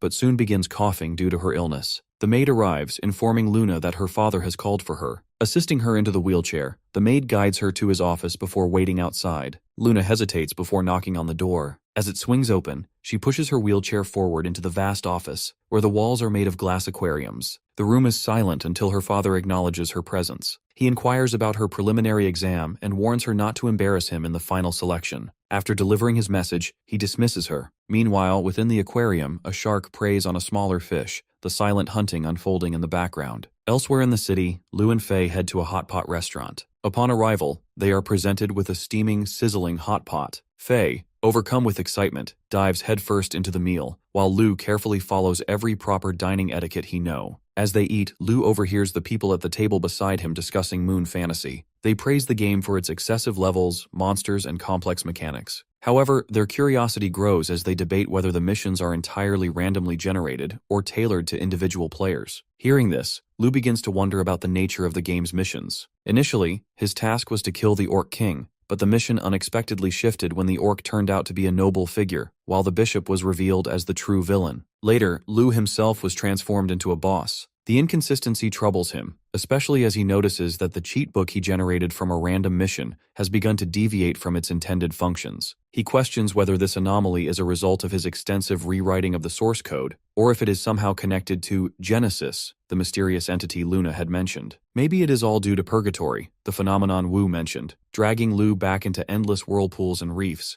He feels as though he has lost all control over his own game, drifting further away from his original goal. As he remains deep in thought, the server arrives with the 5 bowls of egg-fried rice that Faye ordered. When Faye offers some to him, Lu's mind drifts back to a winter from their childhood. He recalls Faye crying after someone overturned their beds and urinated on them. Their older brother had been there as well, furious, convinced that the bully from earlier was behind it. Han had intended to ask the director for more bedsheets, but Lu informed him that he had already asked and was told they could not receive more than one. That night, in temperatures dropping to 18 degrees, they all huddled together under a single bedsheet, trying to stay warm. As the youngest, Faye had grown weary of their harsh life and questioned whether it would always be this difficult. In response, Lu and Han had offered quiet reassurances, trying to keep his hope alive. However, Faye simply expressed that all he wanted was to eat 3 bowls of egg-fried rice. Back in the present, Faye is finally fulfilling that dream, happily munching on his meal while Lu sits across from him, happy for his little brother. A short while later, within the game, a notification emerges, announcing a large-scale event, Heart of Ironwall Kingdom Warriors, about to commence in Ironwall Kingdom. The registration window is rapidly closing, with only 1 minute remaining. However, a heavily armored guard stands at the entrance, blocking enraged players from entering, declaring that the registrations are full and demanding they leave. Despite the chaos, Lu discreetly slips a sack of gold into the guard's hand. Without hesitation, the guard makes an exception, allowing Lu and his group to pass, further fueling the frustration of the other players. With only 9 seconds left before registration closes, Lu and his group manage to enter the kingdom. However, they have only reached its outskirts. They must still make their way to the central castle. Just as the countdown reaches 0, an immense wall suddenly descends from the sky, encircling the castle completely. The unexpected barrier traps Lu and his team inside, leaving them unsettled and uncertain about what has just transpired. As they attempt to process the situation, a glitched digital screen flickers into existence. From it, Walter, the Minister of Foreign Affairs of Ironwall Kingdom, addresses them, introducing himself as the host of the event. According to Walter, the event was initiated to honor the birth of the Ironwall Kingdom's princess. Over time, the princess became known for a beauty so radiant that it could melt snow and ice. However, she has since been captured by a powerful dragon, and the mission is to rescue her. A total of 10,000 players are participating in the event, each receiving a single adventurer's badge. As Luna suspects, this is not just a simple quest.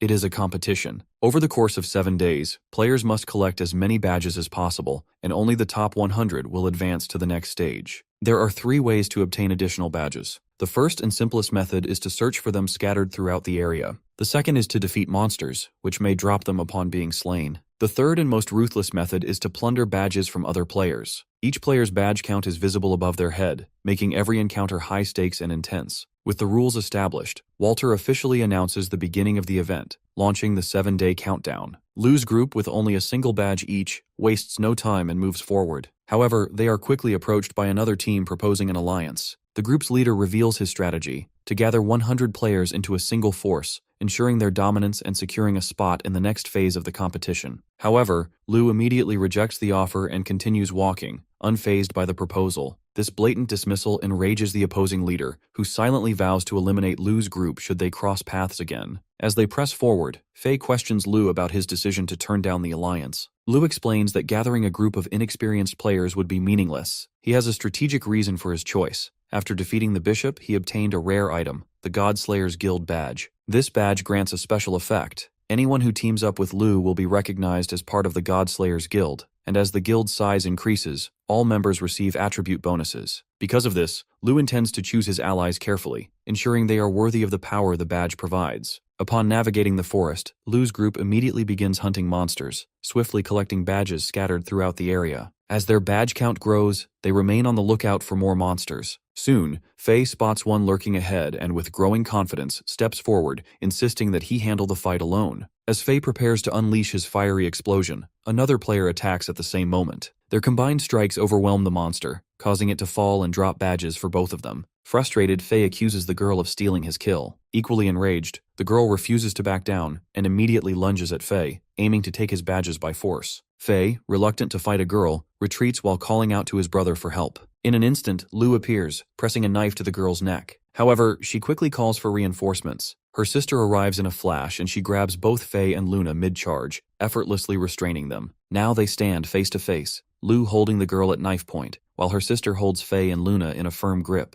The woman, let's call her Mommy, holds 50 badges, and Luna can clearly sense her strength as she tightens her grip. However, Luna is more concerned about Faye, who is struggling as Mommy chokes him. It should have been me. Determined to free him, Luna activates her Shining Star ability, momentarily disorienting Mommy. The tactic works, causing her to loosen her grip. Seizing the opportunity, Luna launches an attack, but Mommy reacts just in time, blocking it. Despite the clash, she is impressed by Luna's skills, while Luna, in turn, acknowledges her opponent's strength. Realizing she needs to force Mommy into a mistake, Luna casts Crescent Moon, sending a low slashing wave toward her. Mommy swiftly avoids it by jumping, but this creates the opening Luna was waiting for. She charges forward, aiming for a decisive strike. However, Mommy reacts just as quickly, blocking Luna's attack with ease, making it clear that a direct confrontation won't be enough to save Faye. Meanwhile, the girl Lu is holding starts taunting them, claiming that even with all three of them together, they still stand no chance against her sister. As Luna prepares to attack again, Mommy suddenly halts her, shifting her attention to Lu. She points at him, declaring that she wants to fight him instead. Without saying a word, Lu accepts the challenge. In response, Mommy secures Faye to the side, ensuring he cannot interfere, and readies herself for battle. As they step toward each other, they suddenly collide, exchanging powerful blows. Their attacks clash with precision, blocking and countering each strike, generating a tremendous surge of energy. Everyone watching quickly realizes that both Lu and Mommy are exceptionally skilled fighters, standing at the level of top-tier experts. Lu's movements remain calm and composed, each step calculated and efficient. In contrast, Mommy relies on raw power, delivering clean, sharp punches with expert precision. The entire forest lights up from the shockwaves of their battle, each impact shaking the surroundings. As the fight intensifies, Mommy grows increasingly impressed by Lu's strength. Amidst the battle, she unexpectedly offers to be his girlfriend, leaving Lu momentarily confused. Her sister, equally baffled, questions her reasoning. Mommy then reveals that her intuition has never failed her, and in her assessment, Lu is worth at least 80 points, someone she absolutely cannot afford to let go. Mommy dove into esports for 10 years, and although she smoked everyone in sight, nobody dared to frag her in the back room, and alas, her love life stayed as dry as a desert server. With her extensive experience in dating sims, Mommy is certain that Lu is the perfect match for her. Declaring this, she slams the ground, unleashing a seismic wave attack while playfully asking if Lu would prefer to start with a romance straight out of a dating sim. Lu, however, declines without hesitation, swiftly stopping her attack. To her shock, before she can react, he has already reached the cage where Faye is trapped and effortlessly cuts it open. As Faye steps out, he teasingly suggests that Lu should consider Mommy's offer, pointing out that he has never had a girlfriend before. Hearing this, Mommy falls even deeper in love with him, her admiration growing by the second. However, her romantic thoughts are abruptly interrupted as an arrow pierces her arm. She barely has time to register the pain before realizing they are now completely surrounded. Hundreds of players, each adorned with a high number of badges, close in on them. The group leader orders his members to handle the others while claiming Mommy for himself, as she holds the highest number of badges. Lu's group and the Mommy duo feel a bit nervous but quickly become alert, preparing to fight. Just as the group leader commands his team to attack, an unexpected event shocks everyone. A powerful red beam strikes the ground, forming a barrier around them. Once again, the screen appears, and Walter's assistant briefs all participants about an important rule update. The Ironwall Kingdom will now randomly feature a Grab Blue, Avoid Red event. Areas marked in blue will contain blessings, items, and buffs, while areas marked in red will be filled with traps, punishments, and chaotic space-time distortions. After delivering this announcement, the assistant bids farewell and disappears. Panic spreads among the adventurer group as they realize they are currently standing in a red zone. Suddenly, a notification screen appears, confirming their worst fears. It is a chaotic space-time zone. According to the update, any adventurer who enters the area will be randomly teleported to a different location within the kingdom. As everyone begins teleporting, Lu instructs his group to continue gathering badges and head toward the central area to regroup if they find themselves nearby. Now, only 8,000 players remain, but the truly terrifying part is that the group leader isn't teleported away. Instead, he is left alone with Mommy, forced to face her wrath. As she mercilessly takes down other players, the group leader pleads for mercy, even offering to pay her off. However, Mommy remains unfazed, channeling all her energy into her iron fists before slamming him into a tree and claiming his badges as well. Just then, she suddenly remembers that she never exchanged names with Lu, and her mind drifts off into a daydream,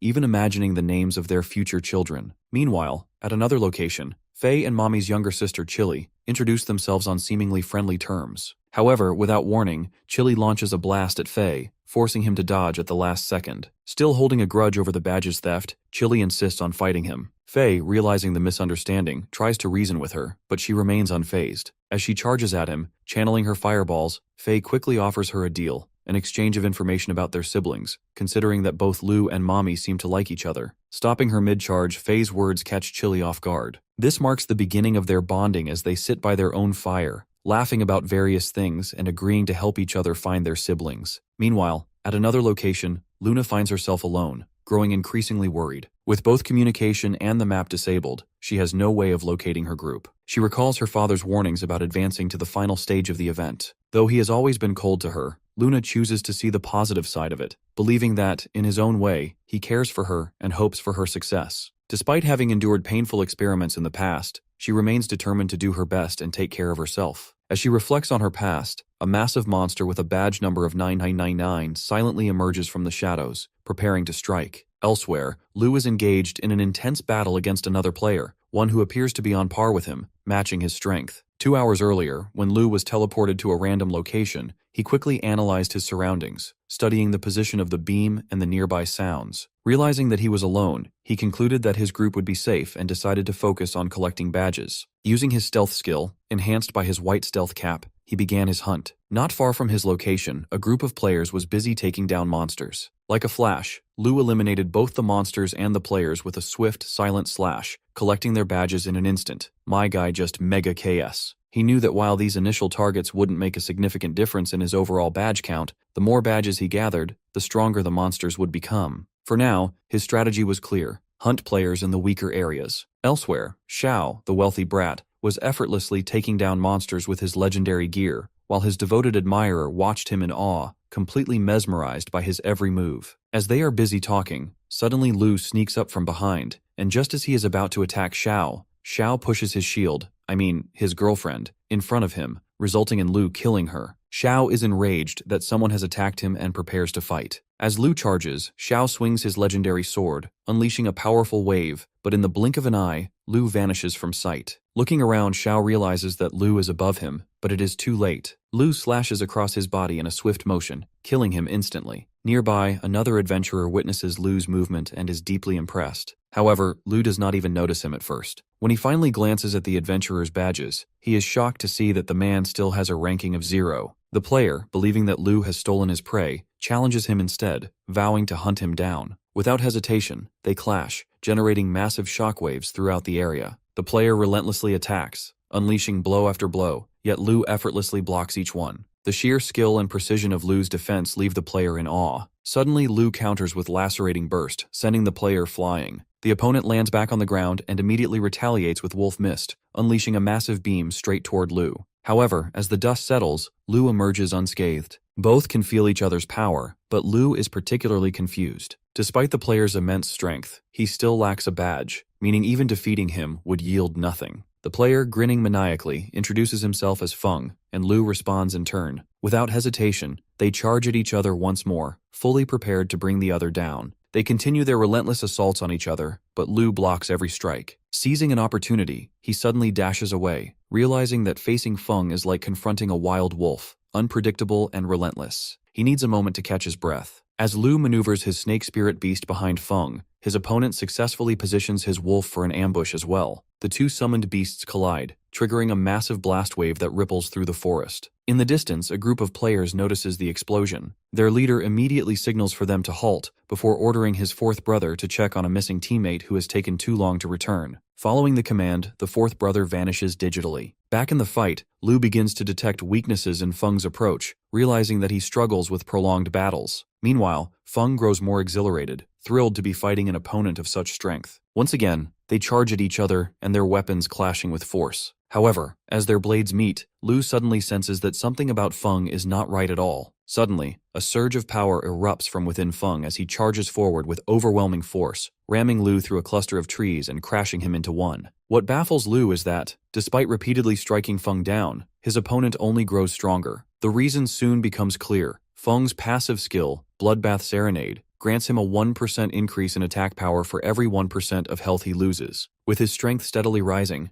Feng lunges at Lu once again. This time Lu swiftly dodges, recognizing that Feng still has openings in his attacks. He realizes that Feng is deliberately triggering his own passive ability to grow stronger. Lu continues to evade, leading toward a group of monkey monsters blocking his path. Without hesitation, he unleashes his haunting death blade, slashing through them all and rapidly building up his combo. Watching this, Feng hesitates for the first time, growing wary of the deadly power behind Lu's attack. As Lu's combo builds up, Feng abruptly interrupts it, triggering a massive explosion that engulfs the area. Shocked, Lu realizes that Feng possesses the same ability as a limited-time boss he once encountered. Feng recalls his leader's warning about haunting Deathblade and the importance of disrupting its combo. Following that advice, he remains relentless, countering Lu's every move. Despite Lu attempting to unleash his trump card, Feng's passive skill continues amplifying his attack power with each passing moment. Determined, Lu begins channeling an immense surge of energy around him, the sheer force pushing Feng back. Rather than retreating, Feng only grows more exhilarated, claiming that Lu has reignited his thrill for battle. However, high up in a nearby tree, the archer sent by the group leader silently prepares his arrow, aiming to assist Feng in the fight. As Lu charges at Feng, an invisible arrow strikes him mid-motion, sent by the archer. The impact takes him down instantly. Despite receiving assistance, Feng is still shocked by the outcome. Seizing the opportunity, he unleashes Wolf Mist Basket, sending it hurtling toward the airborne Lu before striking him directly. The force of the attack sends Lu crashing into the water below. Both Feng and the archer stand in confusion, realizing that despite seemingly defeating Lu, their badges remain unchanged. The archer, narrowing his eyes, accuses Feng of deliberately letting Lu escape, claiming that he failed to use Wolf Exhaust to finish him off. With an irritating smirk, the archer remarks that if Feng didn't want the kill, he should have left it for their leader instead. Feng's expression darkens with rage, but before the situation escalates, the archer dismisses the tension and walks away, informing Feng that their leader is waiting. As Feng watches the water's surface ripple, he quietly hopes to encounter Lu again someday, for a proper fight. Somewhere else, Fei and Chili are getting along well, chatting about how perfect Fei's brother Lu is. As they walk, a troll monster suddenly ambushes them. Fei instinctively steps forward, telling Chili to hide behind him, but she shoves him aside instead. Without hesitation, she unleashes Fire Dragon Tornado, engulfing the troll in flames and reducing it to nothing. After dealing with the monster, they continue their conversation about their siblings while casually encountering and defeating more trolls along the way. As they chat about Chili's career as an animator, they effortlessly obliterate the creatures without breaking a sweat. However, Fei unknowingly presses a nerve when he comments on how poorly animators are paid. At that moment, Chili's expression darkens. Without a word, she channels all her frustration into the unfortunate troll in her grasp, incinerating it into ashes in an instant. As they continue forward, an awkward silence settles between them. Fei realizes he made a mistake by bringing up the issue of low pay, making the atmosphere tense. As they press on, they come across a mermaid monster emerging from the water, boasting 300 adventurer badges. The moment the creature spots them, she lets out a deafening siren scream, sending waves of agony through their bodies. Paralyzed by the sound, Chili collapses to the ground, unable to withstand the pain, followed closely by Fei. Seizing the opportunity, the mermaid monster casts Stitch, binding the two together, half and half. The two, now stitched together in a grotesque abomination of one body, regain consciousness, utterly confused by what just happened. The mermaid watches in amusement, mocking them by claiming she has given them beautiful new clothes. However, their horror escalates when they notice her channeling something behind her. As the water settles, a monstrous tentacle creature emerges, ready to devour them. They attempt to keep their distance, but the moment they try to move, they stumble and fall. It's then that the terrifying realization hits them.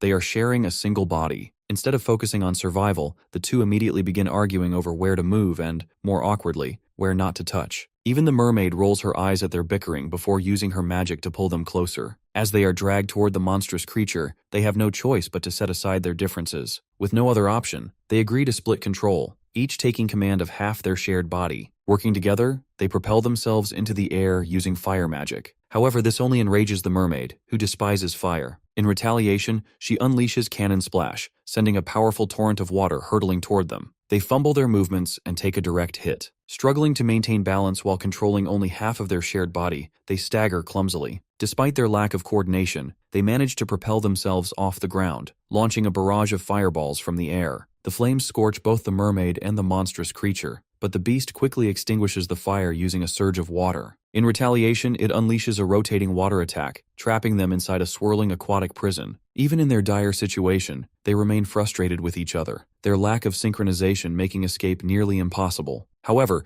in the midst of their bickering, they suddenly realize something. Without hesitation, they clasp their hands together, channeling their magic into a single unified force. A massive fiery blast erupts in the air, igniting the surrounding water in an explosion of steam and heat. Breaking free from the watery trap, they finally decide to cooperate. As the mermaid, enraged by the flames, prepares to unleash her stitching spell once more, they move in perfect sync. This time, they effortlessly evade her attacks, weaving and dancing around her strikes with newfound agility. Embracing the moment, they call out to sea to play music for them. Moving in harmony with the rhythm, they channel their combined power into a massive, devastating torrent of fire. With a final synchronized strike, they unleash the blazing attack toward the mermaid, engulfing her in flames and instantly reducing her to ashes. Meanwhile, elsewhere, the powerful 999 badge monster holds Luna in its grip, furious that she has killed its children. Back in the water, the mermaid monster drops a wealth of experience and equipment, leveling up Chili in the process. Though now separated, Chili and Faye are still holding hands as they sift through the loot, deciding what to pick up. Suddenly, Chili realizes their hands are still clasped. Embarrassed, she quickly pulls away, shifting her attention elsewhere. Flustered, she redirects the conversation, wondering aloud what their siblings might be doing at this moment. Meanwhile, deep in the forest, Mommy stands at the edge of the cliff, the very place where Lou fell into the waters moments ago. The faint scent of Lou's presence still lingers in the air, triggering a sudden wave of fury within her. In a fit of rage, she strikes the entire cliff down, realizing that someone may have caused Lou's fall. A short distance away, Feng sits atop the defeated monster, but a deep sense of unease washes over him as he feels a chilling sensation creeping up his back. However, he is suddenly shocked upon hearing his leader claim that a 500-badge monster is nearby. This only excites Feng further, as his burning fighting spirit from battling Lou has yet to cool down. In the water, Lou floats in his skeleton form, completely unable to move. After being pushed off the cliff, his vigilance remained fixed on the water's surface, preparing to counter from below. However, out of nowhere, he was bitten by a venomous fish. The venom began to make him lose consciousness, prompting him to shift into his skeleton form to avoid being eaten by predatory fish. As he drifts, a whirlpool begins to form, pulling him in. Regaining his senses, he suddenly realizes he is now inside a cave. Regaining his footing, Lou analyzes the holes in the cave walls, realizing they are unnatural and likely the work of a massive monster. With no one else around, he decides to recover, taking a recovery potion before pushing forward. As he ventures deeper into the cave, he discovers an area filled with monstrous green eggs. Shock washes over him when he spots Luna's sword lying near one of them. Without hesitation, he slices the egg open, revealing Luna inside and quickly pulls her out. However, just as he tries to wake her, the 999 badge monster lurking above suddenly charges at them, radiating a powerful killing intent. As the monster leaps at them, Lou quickly blocks the attack, but despite bracing himself, he can feel the sheer force behind the strike. The monster momentarily backs off before launching a relentless barrage of blows with its multiple hands. Dodging the attacks, Lou calls out to Luna for her spell, and questions how she even discovered such a powerful creature. Enraged, the monster blames them for killing its children. Recognizing the immense threat before them, Lou decides they should fight together, and Luna agrees. With that, they both flash forward, attacking the monster head-on. Luna targets its arm while Lou swiftly dodges to the side, striking from a different angle. Seizing an opening, Luna unleashes her Starlight Slash, forcing the monster to retreat into its hole. Watching this, Lou realizes that the holes he noticed earlier are actually tunnels dug by the creature, an escape route it had prepared in advance. As the monster retreats, the ground suddenly begins to tremble. Sensing the danger, they leap away just in time as the creature's tail erupts from below, narrowly missing them. There is no clear opening in the monster's relentless attacks, prompting Luna to suggest splitting up, hoping that multiple targets will create an opening. As they separate, the monster focuses on Luna, giving Lou a chance to counter. Analyzing the speed and timing of its strikes, he swiftly slashes off its tail, causing the creature to stagger in agony and let out a piercing scream. Writhing in pain, the monster furiously strikes the ground, generating a massive shockwave. Despite blocking the incoming debris, the duo quickly realizes they are no match for this beast. So, Lou suggests that Luna recover while he pushes forward to keep the monster occupied. However, even after attacking and blocking for 2 hours, the creature, though battered, still stands with its health intact. Lou reassures Luna that the monster must be on the verge of collapse. However, to their shock, the beast suddenly devours one of its own eggs, instantly restoring itself to full strength. With that, it unleashes a terrifying nightmare cage screech, freezing them both in place. This moment pulls Lou deep into his thoughts, transporting him to a conversation with himself in a coffee shop. He reminds his character that the answers lie within his heart,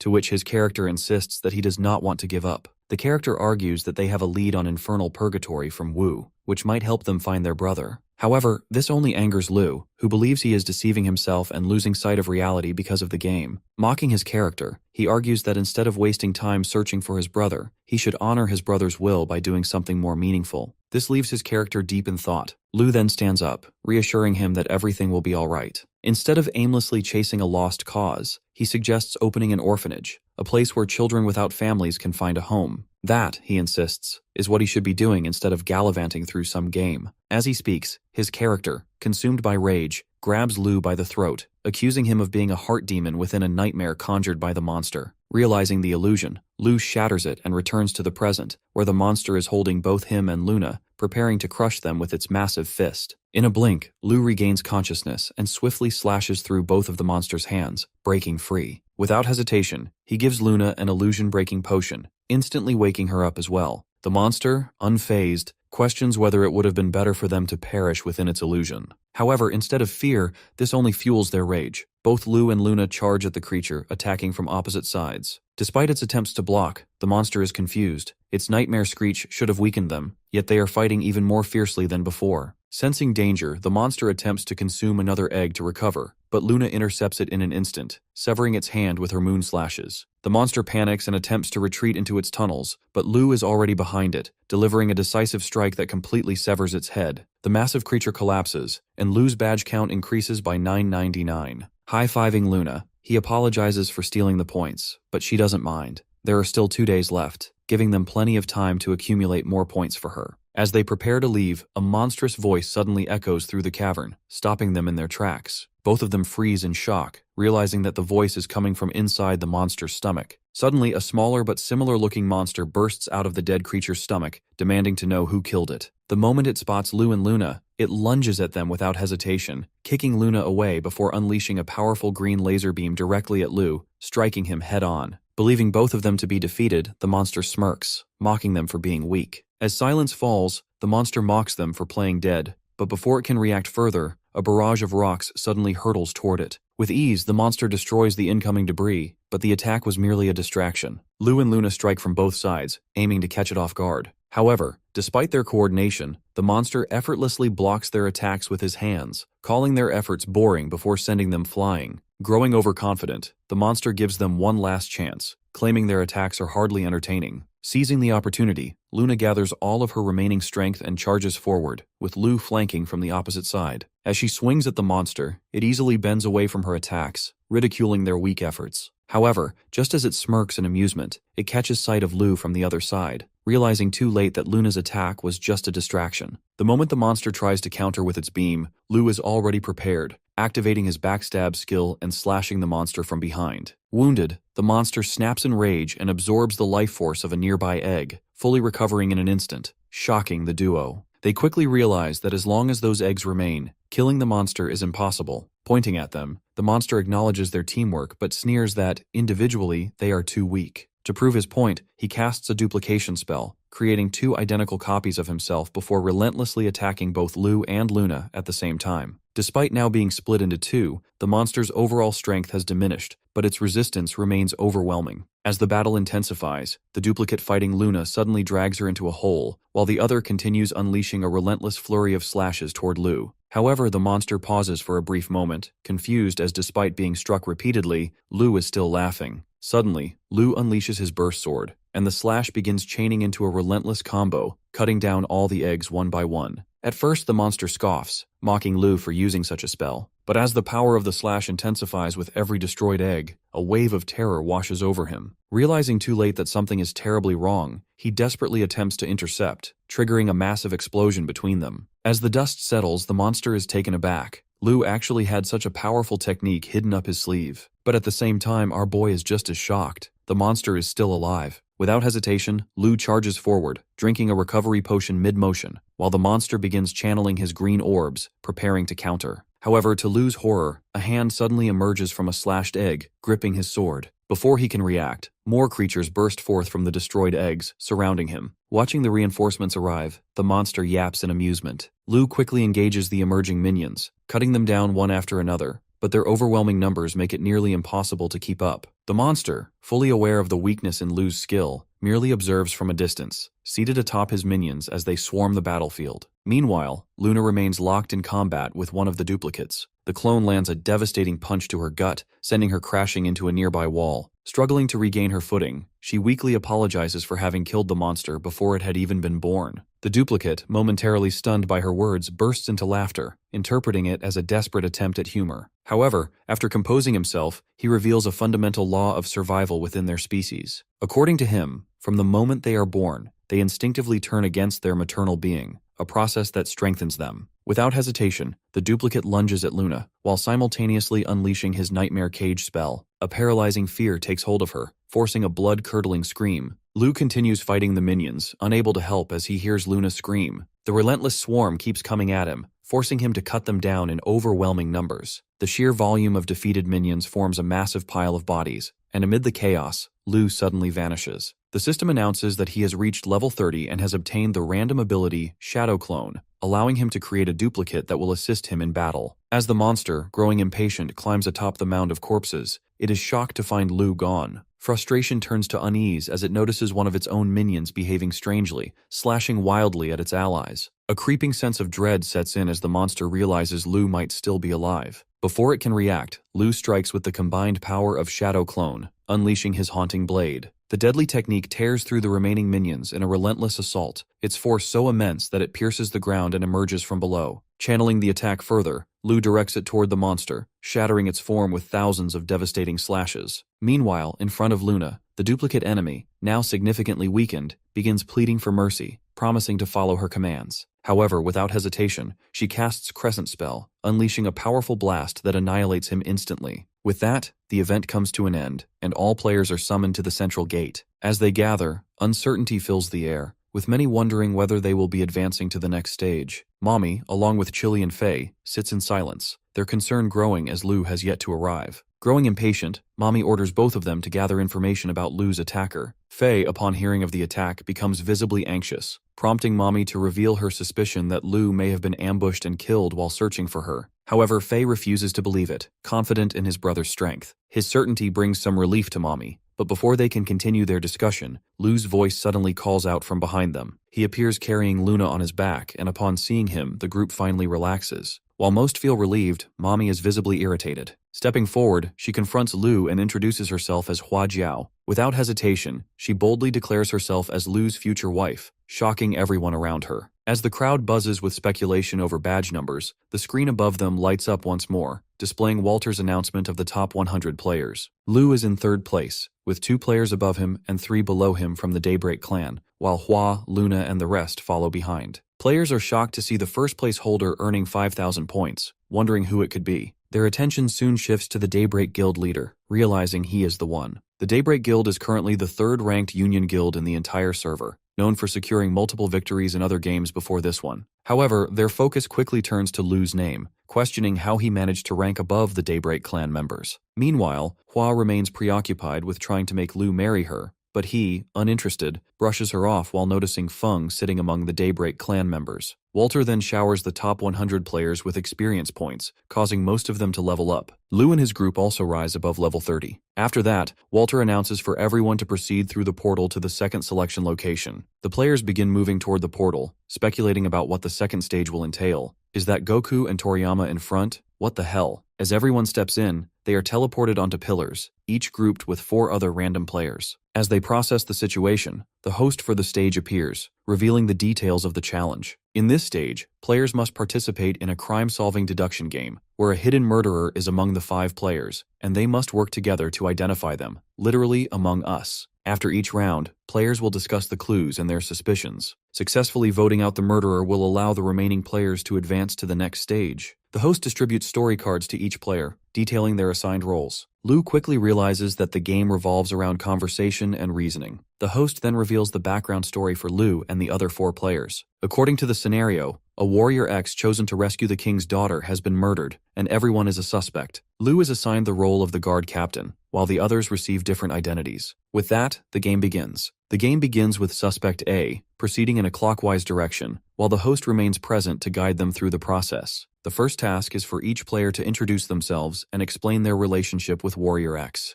Player A introduces himself as a close friend of Warrior X, assuring the group that a handsome man like him would never lie. When the host asks for his suspicions, he states that for now, he does not suspect anyone, but, based on appearances, he is wary of the mage, Player E. It is now Player B's turn, the daughter of a minister. She claims that Warrior X once saved her life and, as proof, explains that she was bedridden for years, making her too powerless to kill anyone. As for her suspicion, she points toward Lu, arguing that people have seen him with Warrior X. Now it is Lu's turn to speak. He claims that he has no relationship with Warrior X. As proof that he is not the murderer, he explains that he had a quarrel with X after discovering that he was a womanizer chasing fame. As a guard, he cannot go against the king's will, making him unlikely to be the murderer. For his suspicion, Lu points out that based on the gathered information, Player B's relationship with X seems unusual. Next, it is Player D's turn to speak. She introduces herself as a scholar who interviewed X and wrote his biography. As proof of her innocence, she argues that she is the simplest person present, and as a scholar, she has no time for murder. Additionally, she points out that her height is quite low, while the dagger that killed X was found at a higher position, making it unlikely that she could have committed the crime. When asked who she suspects, she admits she is unsure but suggests eliminating weaker players, as they might become dead weights and drag everyone down. Now it is the mage's turn. He introduces himself as a high priest who conducted rituals for the kingdom. As proof of his innocence, he claims that he was the one who discovered Warrior X's body while attempting to call him back from a deviation spell. He adds that he also performed a prayer for Warrior X. Regarding his suspicions, he states that the least suspicious person might actually be the one behind it all. With that, the first round of speeches comes to an end. 3 players vote to eliminate Player A. Despite A's protests, the host eliminates him and reveals his identity as a team member. However, the game continues. The host updates their backstory cards with new clues, and the remaining players must now share their personal opinions on the new information. Player B speaks first, revealing that her clue states the guard always follows the king's commands. However, she suggests that this might be false, as the guard could have been betraying the king from the shadows. Next, it is Lu's turn. He reveals that his clue states the mage never left the altar that night. However, he once again shifts suspicion onto Player B, pointing out that she has still failed to address his earlier concerns about her concealed relationship with Warrior X. Now it is Player D's turn to share her opinion. Her clue reveals that Player B, the minister's daughter, had a perverse obsession with Warrior X and even threatened him, claiming that if she could not have him, she would destroy him. Next, it is the mage's turn. His clue states that, according to divination, Player D is a capable and trustworthy helper. As the round ends, Player B receives 2 votes and is eliminated. However, to everyone's dismay, she is not the killer either, and the game continues. In the third round, the discussion becomes a free-for-all, allowing players to communicate freely before deciding when to end the discussion and vote. Lu suggests analyzing the clues carefully, but before he can continue, Player D interrupts, declaring that the killer is now obvious. According to Player D, she knew that Player B was not the murderer, but voted her out to lure out the true culprit. She accuses Lu of being the killer, claiming that he agreed with her false testimony instead of challenging it. She further explains that Lu's eye movement seemed more focused on finding a way to hide and eliminate the others, rather than searching for the real murderer. Lu, unfazed, calmly sits down and tells her to vote if she is so certain instead of wasting time. With nothing more to say, Mage remains silent as the voting begins. When the votes are cast, Lu and the Mage vote against D, while D votes against Lu. With 2 votes against her, Player D is eliminated, and Lu, as the murderer, wins the game. Seeing this, the Mage falls to his knees in disappointment, while Player D is left in shock, wondering why the Mage turned against her. Lu explains that from the very first round, he knew D would eventually uncover his identity through the process of elimination. However, the Mage had been following a different logic, suspecting the least obvious person from the start, as he had stated in the first round. Player D realizes that Lu deliberately lost the argument against her to make it seem as though he was incorrect, leading the Mage to vote her out. As they are eliminated, they fall from the pillar, and Walter appears, congratulating everyone before announcing a break before the final stage. Lu's entire group survives, and as they reassemble, they are transported to an arena for the next round. A massive crowd has gathered, and Walter is now present in person as the host. He then welcomes the king of the Tapini Kingdom, Jin, who is watching the competition. King Jin expresses his excitement and gratitude to all participants, before announcing the rewards for the top 3 contestants.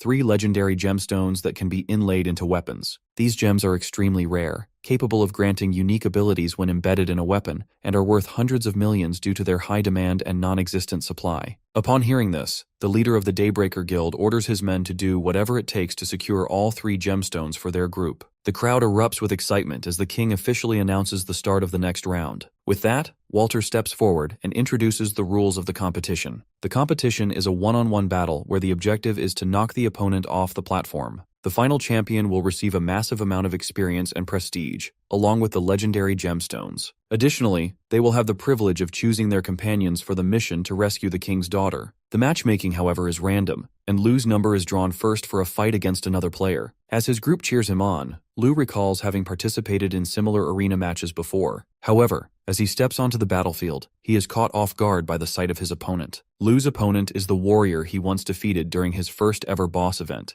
the same man who sought the treasure but was slain in the process. Since then, the warrior has grown stronger, having learned from his previous defeat at the hands of Lu's skeletal form. However, he remains unaware that he is now facing the very same boss, only in human form. A lone wolf by nature, the warrior is determined to grow stronger with each battle, overcoming even the most impossible odds. With unwavering resolve, he challenges Lu to strike first. Yet before his words can fully leave his mouth, Lu has already slashed his throat, eliminating him in an instant with effortless precision. As the warrior's body begins to dissipate, disappointment washes over him as he had hoped to showcase his true power, but was defeated before he even had the chance. The host promptly announces Lu's victory, while members of the Daybreaker Guild recognize him from the stage where they had once attempted to kill him. Next is Luna's turn, and she swiftly defeats her opponent with her refined and precise swordsmanship, securing her own victory with ease. Faye too fries his opponent's balls and makes it to the top 16 with the others. Mommy literally sends a guy to Mars with her powerful attack, and upon seeing her fight, the Daybreak Guild recognizes her fighting style. The next match is Chili against one of the Daybreak members, Diane. They both confidently step onto the stage, backed up by the cheers of their mates. The audience players were also pretty thrilled to see professional players fight. Chili too is confident, and in response, Diane straight up calls her chest, resembling an airport runway. This enrages Chili, and with that she charges at Diane, but Diane easily dodges the attack by swiftly moving to the side. The match grows more intense as both fighters exchange attacks, but despite avoiding most of them, Diane starts taking damage. Realizing she needs to get serious, Diane uses her death-summoning technique, Flame Spirit, to summon a fiery hound, and sends it toward Chili. Caught off guard, Chili tries to evade the beast by leaping into the air, but to her shock, the creature teleports in front of her and strikes. Faye grows worried for her, while Mommy remains unfazed, knowing that the summoned beast possesses a higher attack power than Chili. Seeing Chili injured, Diane suggests that she surrender, but Chili brushes it off and charges toward her. As she nears, Chili unleashes a fiery tornado. Diane attempts to dodge, but Chili suddenly teleports behind her and strikes with the tornado, defeating her instantly. Believing she has won, Chili fails to realize that Diane is still alive. In a swift counterattack, Diane uses her death-summoning technique, summoning 5 of her beasts and launching them at Chili, sending her flying. The host, stunned by the turn of events, announces Diane's victory as Chili is unable to stand. He then praises the resilience of the Daybreak Guild and declares the start of the next round of the competition. As the dust settles, Chili's teammates pick her up, reassuring her that she fought well despite losing. However, Chili remains deeply disappointed in herself and starts crying. Wiping away her tears, she seethes with determination,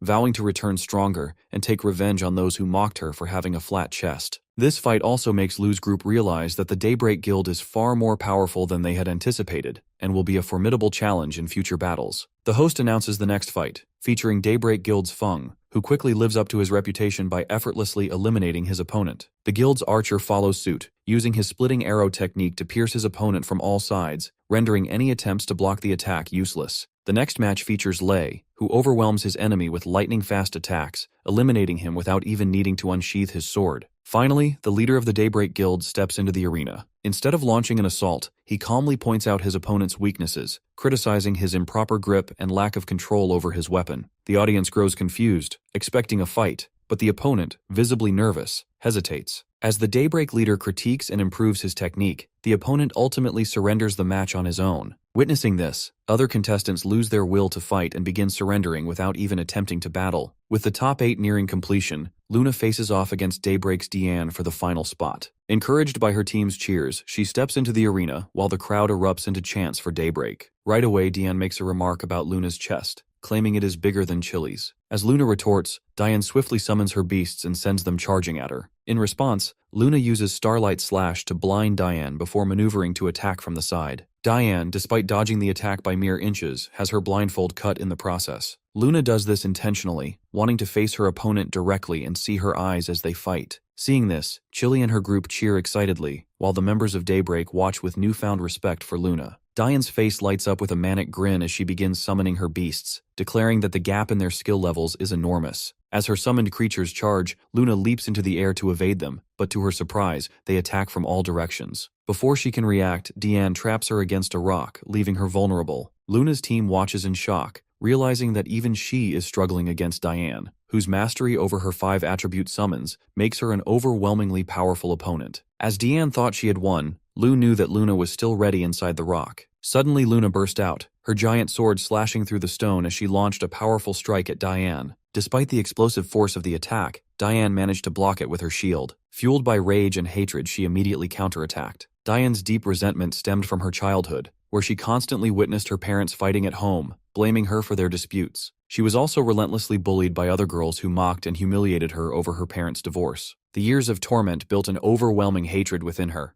leading her to take brutal revenge on her bullies. Seeking an escape from her hardships, she joined the game, where her fellow gamer Hu praised her for her skillful plays. However, Hu also had a perverted interest in her and attempted to force her into being his girlfriend, a situation that made Diane feel sick. She immediately retaliated, and as Hu tried to assault her, the Daybreak clan came to her rescue, ultimately banning him from the gaming cafe. The leader of Daybreak then offered Diane a position in their guild, claiming they saw great talent in her and wanted her to be part of their group. Now, in the present, Diane is filled with rage as she fights not only for herself, but also to represent Daybreak, the guild that saved her life. Determined to win for them, she unleashes her 5 summons attack, combining it with a sure kill technique to send a massive beam toward Luna. The sheer force of the attack appears to completely wipe Luna out of the arena, leaving the entire crowd in shock. However, Lu knows that Luna is clever. To everyone's shock, Luna is still in the game, balancing on her sword at the edge of the stage. As she jumps back onto the battlefield, Diane is momentarily stunned, believing Luna had leaped from the ground. However, the audience knows otherwise. Now it is Luna's turn to attack. With a powerful swing, she sends a slash wave toward Diane, who blocks it with her own. Suddenly, a few bright stars shine in the sky, momentarily blinding Diane. As she struggles to process the sudden light, stars begin raining down upon her summons, eliminating them all. Forced to retreat into her barrier, Diane remains on guard. Luna seizes the opportunity, using her giant sword slash as a distraction before swiftly jumping behind Diane. Catching her off guard, Luna strikes from behind, landing a decisive slash and winning the round. Despite her victory, Luna extends a hand of friendship, helping Diane up as she claims the final spot in the top rankings. The next round of eliminations will narrow the contestants from 8 to 4, and with only the most powerful players remaining, the battles are bound to become even more intense. The contestants get a brief break as the arena undergoes repairs.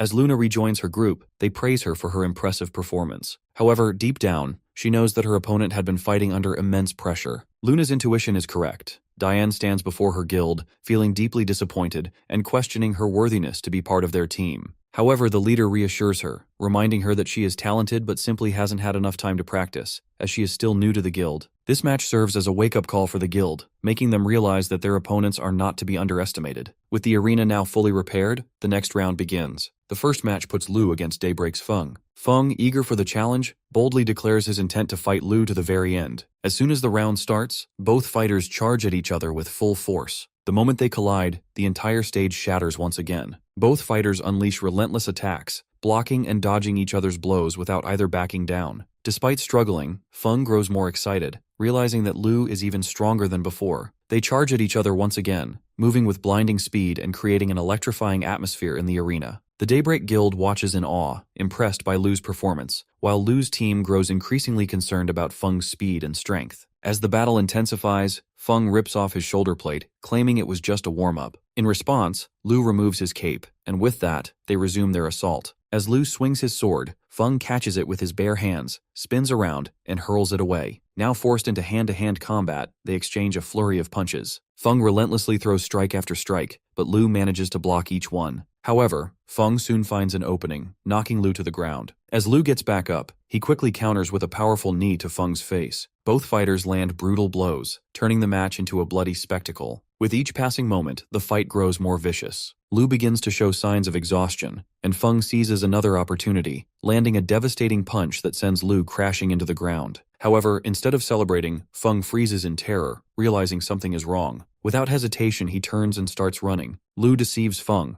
using the impact of his opponent's attack to propel himself toward his weapon. Successfully retrieving it, he immediately slashes Feng down. His entire group erupts in cheers, but the Daybreak clan leader remains unfazed. He knows that Feng is like a wild wolf, clever and relentless, and his instincts prove correct. Despite being slashed, Feng rises with an even more powerful aura, his energy surging due to his passive skill, which increases his strength as his health decreases. Empowered by this ability, Feng summons his sword and, without hesitation, charges at Lu. With a devastating strike, he sends Lu flying despite his attempt to block. Feng then follows up with an aerial attack, landing a heavy blow on Lu's shoulder. Relentless, Feng unleashes a flurry of attacks, hammering Lu's sword and sending shockwaves through the arena. As the dust settles, Feng expects victory, but to his shock, Lu rises once again and resumes the fight. Seizing an opportunity, Lu suddenly leaps behind Feng, attempting a backstab. However, this time, Feng reacts quickly, countering the attack and sending Lu flying once more. Both fighters remain airborne, their respective groups watching in tense anticipation.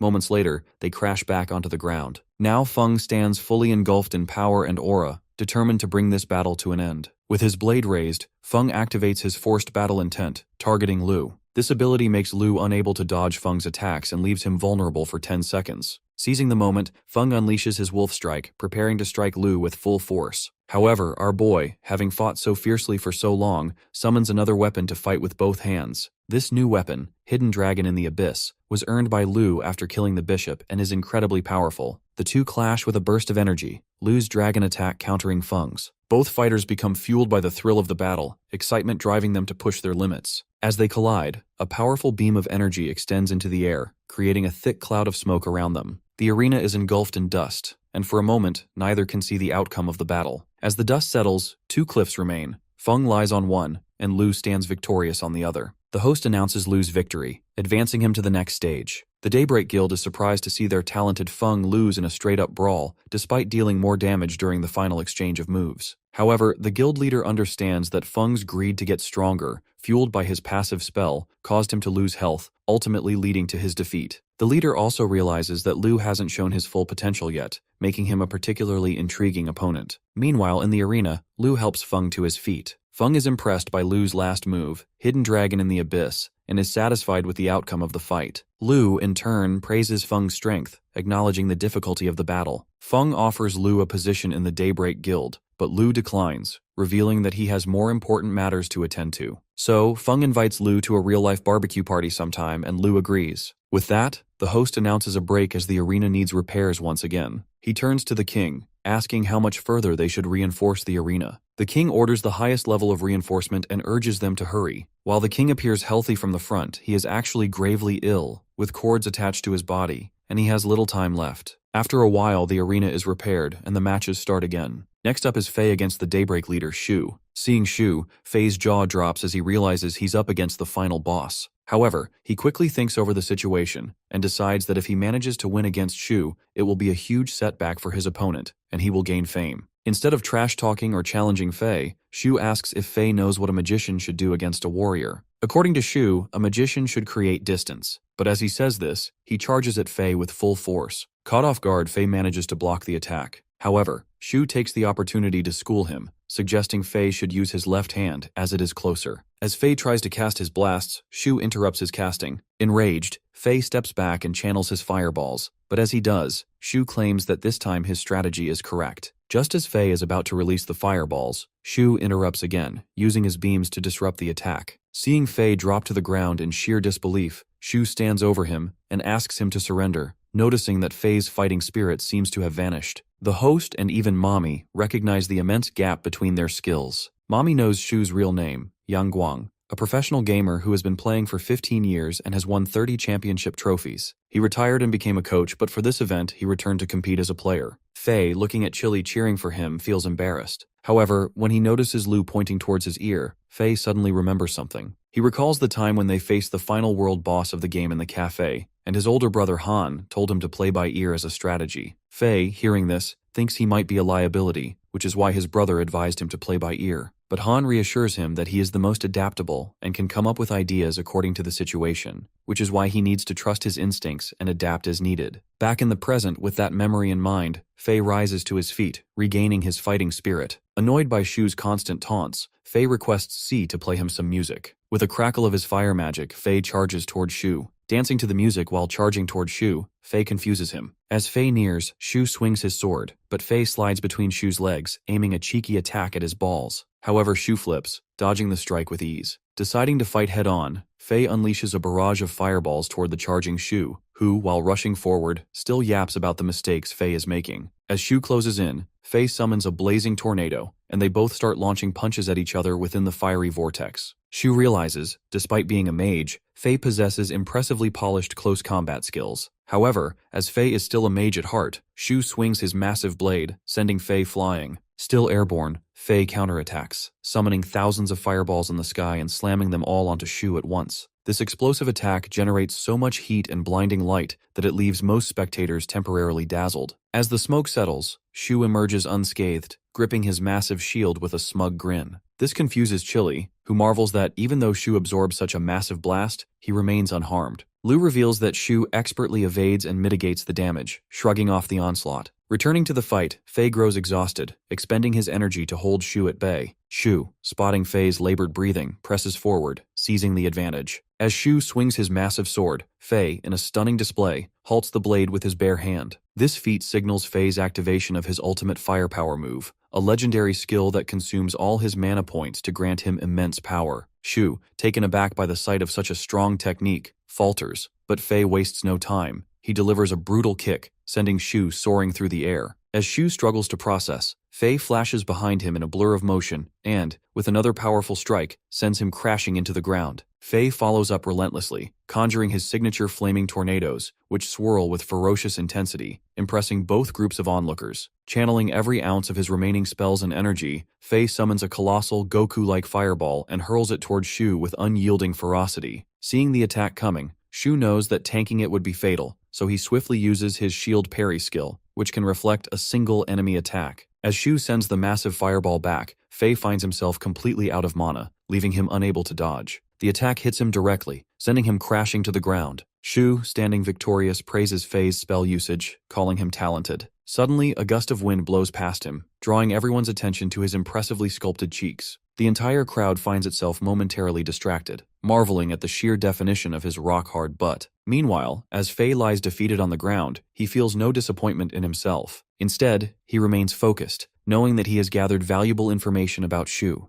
information that will be crucial for his brother in the battle to come. Shu, still standing with his pants down, praises Faye for putting up a good fight, making his entire crew, and even the hosts, cringe in embarrassment. For the next round, Mommy steps onto the stage with confidence. However, to her surprise, her opponent, the archer from the Daybreak group, already knows who she is. He claims to be her longtime fan, having followed her career closely. He knows her story, the competition she participated in and won, and even the guild she once belonged to. Despite her impressive legacy, the archer expresses disappointment that she retired so quickly. Hearing all this, Mommy briefly wonders if the guy has a crush on her. However, with Lu watching her closely, she knows there's no time for hesitation. Just as she processes everything, Chili urgently warns her that the archer is channeling something behind his back, while keeping her distracted with his chatter. Suddenly, a massive tree erupts from behind the archer, its thick branches shooting skyward, shaking the ground with its sheer force. The spell, Descent of the Demonic Tree, summons a massive, sinister tree whose demonic vines lash out at opponents. As the towering tree takes form, the archer swiftly leaps to the top, preparing to strike from above. However, Mommy is not one to back down. She charges at the tree, slashing through its thick roots, while the archer retaliates with his Rain of Arrows spell. As countless arrows descend from the sky, she conjures a barrier around herself, deflecting them. But before she can catch her breath, the archer follows up with an invisible arrow, a precise shot that barely grazes her hair. Undeterred, Mommy pushes forward, blocking the relentless barrage of arrows as she closes the distance. She quickly realizes that the archer is using the tree as a vantage point, combining it with his kiting technique to wear her down. If she doesn't disrupt his strategy soon, she'll be at a serious disadvantage. With a swift decision, she hacks off a massive log from the demonic tree and hurls it straight at the archer, forcing him to react. Using the log as a stepping platform, Mommy propels herself upward, closing in on the archer. In response, he fires his mandala arrow to stop her mid-air. She blocks the attack, but just as she prepares to strike, he counters with a blank arrow, sending her crashing back to the ground. The archer smirks, confident in his advantage. He reminds her that an archer holding a strong position always has trump cards. As Mommy attempts to fire back with a retort, a sudden weakness overtakes her. Her body feels heavy, her movements sluggish. A chilling realization sets in. She's been poisoned. Seeing her falter, the archer casually explains that the poison comes from his mandala arrow, a deadly technique designed to drain her until there's nothing left. With a mocking grin, he taunts her, questioning how long she can keep fighting under the poison's effects while he continuously regenerates mana. Mommy clutches her wound, fully aware that she has only 30 seconds before the poison takes her down. In this short window, she must close the distance to the archer while avoiding his relentless attacks, including his devastating knockback skill. As she formulates a strategy, the archer unleashes another volley of arrows. She swiftly dodges and charges forward, closing in. To gain momentum, she activates Mountain Shaking Stomp, propelling herself high into the air. With her leg loaded for a powerful kick, she aims directly at the archer. However, he counters with a knockback arrow, sending her hurtling backward. But mid-air, Mommy refuses to lose control. She fires her clap attack, striking the archer and throwing him off balance. As he stumbles on the tree branch, she sees her opening and launches herself at him with full force. Desperate, the archer retaliates with a barrage of arrows, but Mommy, unfazed, rips a piece of tree bark and uses it as a shield against the incoming projectiles. Just as victory seems within reach, another mandala arrow strikes her. Her body goes numb as she begins plummeting toward the ground, free-falling with no way to stop her descent. The Daybreak Guild members watch in admiration, praising the archer's tactical, underhanded style, a strategy built on analyzing his opponents and formulating the perfect counterattack. Despite Mommy's fall from the tree, the competition continues, heightening Archer's paranoia. To his horror, she suddenly rises from the rubble and charges at him, with only 3 seconds remaining before the poison takes effect. As Archer fires a blank arrow, she evades it by sliding across the ground and counters with her ultimate move, unleashing a relentless barrage of punches. Consumed by rage, she continues her assault, striking him relentlessly. With just 1 second left until the poison takes its toll, she delivers a devastating blow to Archer's gut, bringing him down as she collapses alongside him at the exact moment the countdown ends. Both Archer and Mommy are knocked out simultaneously, losing their ability to continue the fight. As a result, the host consults the king to determine the final outcome. The members of the Daybreak Guild are also stunned by the fact that Mommy managed to reduce 70% of Archer's health points in just 3 seconds, an astonishing feat. According to their leader, she may have entered the zone state, a paranormal physical and mental condition observed among athletes. In this state, individuals perceive everything around them as slow, predictable, and weak, allowing them to perform seemingly inhuman feats. Hearing this, Feng becomes eager to experience it as well. After some time, the host returns with the decision to eliminate both contestants, as both were knocked out simultaneously, and the match continues. Mommy, feeling disappointed in herself, is comforted by her group as they attempt to cheer her up. Lu also praises her, instantly lifting her spirits as she considers him her husband. Next are the final 2 contestants of the round, Luna versus Daybreak Lei. As Luna walks to the stage, she receives a call from her father, who informs her that the lab reports indicate her compatibility level is higher than others, urging her to come with him to the company. Excited by the prospect of going with her father, Luna is eager to comply but asks for some time since her match is about to begin. However, her father refuses, stating that a guard will arrive soon to pick her up. As he speaks, chaos erupts in the aquarium, with sharks going wild as the larger ones relentlessly devour the smaller ones. Back in the game, Luna apologizes to her teammates, explaining that she needs to leave. They reassure her not to worry, reminding her that Lu is still in the competition. With that, she logs off, resulting in Daybreak Lei advancing to the next stage without a fight. With only 3 players remaining for the finals, the host, following a majority decision,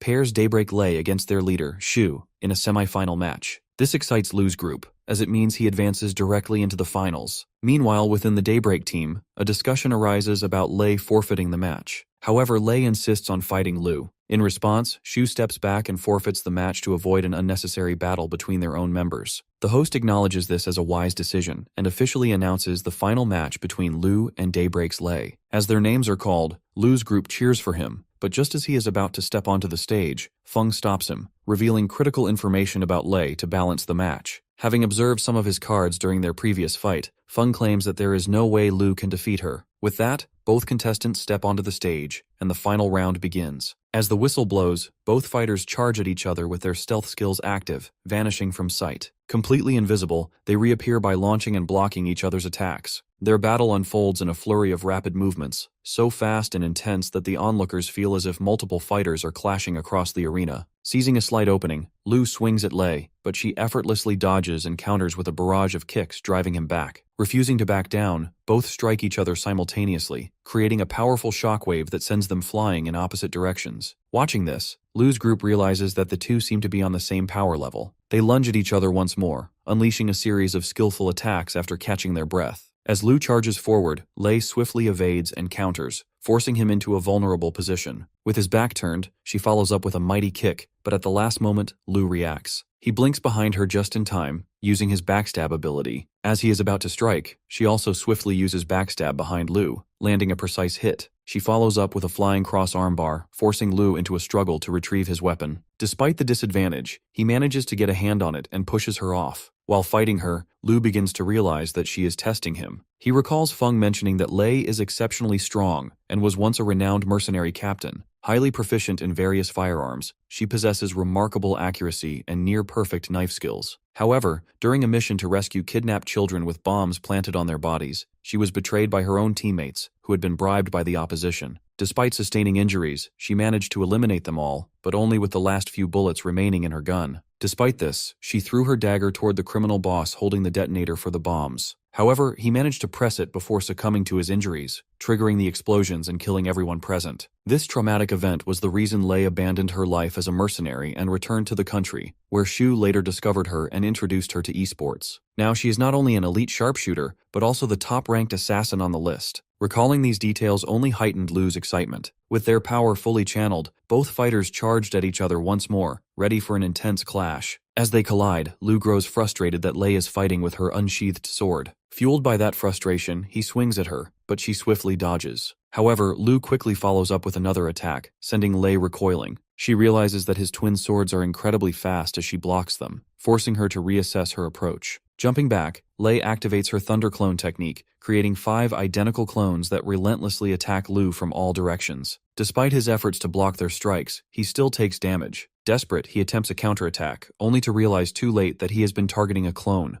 The real Lei is behind him. Reacting swiftly, Lu casts his backstab and clone spell, striking Lei from both the front and back simultaneously. Lei manages to escape by sidestepping, and her crew watches in awe at the sheer number of tricks Lu has up his sleeve. However, Feng understands the reality. Despite Lu's efforts, he stands little chance against an enraged Lei. Back in the battle, Lei finally unsheathes her blade, unleashing an immense surge of energy that crackles through the air. She declares that its power is too overwhelming, which is why she had refrained from using it until now. Without hesitation, she sends a massive slash toward Lu, striking him with incredible force. As Lu struggles to recover, his clone charges at Lei in an attempt to stop her, but she reveals that her Thunder Sword attack is unstoppable until its target is eliminated. Meanwhile, Lu, overwhelmed by the immense skill pressure, finds himself unable to move. Desperate, he activates his Dragon Abyss spell, countering Lei's attack just in time. A colossal lightning strike descends upon her, shaking the battlefield with its sheer force. The entire crowd is gripped by the overwhelming energy and destructive power of the clash. Even the Daybreak group watches in shock, their eyes widening as they witness something completely unexpected. As the dust settles, Lu warns his clone to stay alert, but before it can react,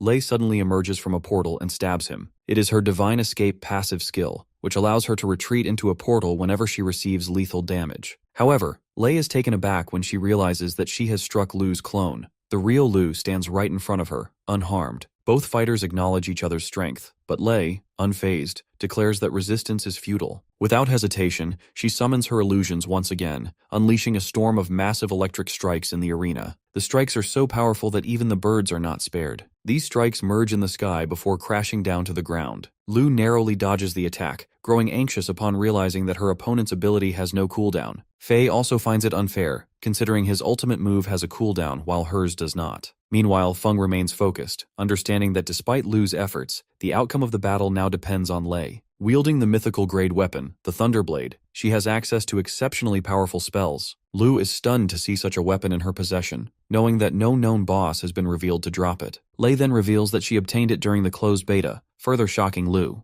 Realizing this, he grows curious about his brother Han, and questions whether Lei has any information about him. She confirms that she does but refuses to share anything unless Lu can defeat her. Believing that, as Han's brother, he should be far beyond her level, she sets the condition that if he loses, she will not reveal a single detail. Lu agrees to the challenge and charges forward with full determination. As he closes the distance, he leaps into the air, activating his Rending Burst blade. Lei counters immediately with Thunder Explosion, unleashing a massive blast. Despite absorbing the impact, Lu continues to fight against her clones while being attacked from all sides. Although he takes several hits, he manages to eliminate all the clones. However, the effort leaves him severely injured. Observing his weakened state, Lei remarks that he will not survive long enough to learn anything about his brother. This ignites a renewed sense of determination in Lu. driving him to launch another attack. Lei, however, sees through his strategy instantly. As a clone rushes toward her from the front, she quickly deduces that the real Lu is approaching from the side. Reacting swiftly, she slashes at the approaching figure, only to be caught off guard. Lu, using his place swap skill, switches positions with his clone at the last moment, trapping them both within the encircling force of his rendering spell blade. Lei realizes that he intends to take her down with him,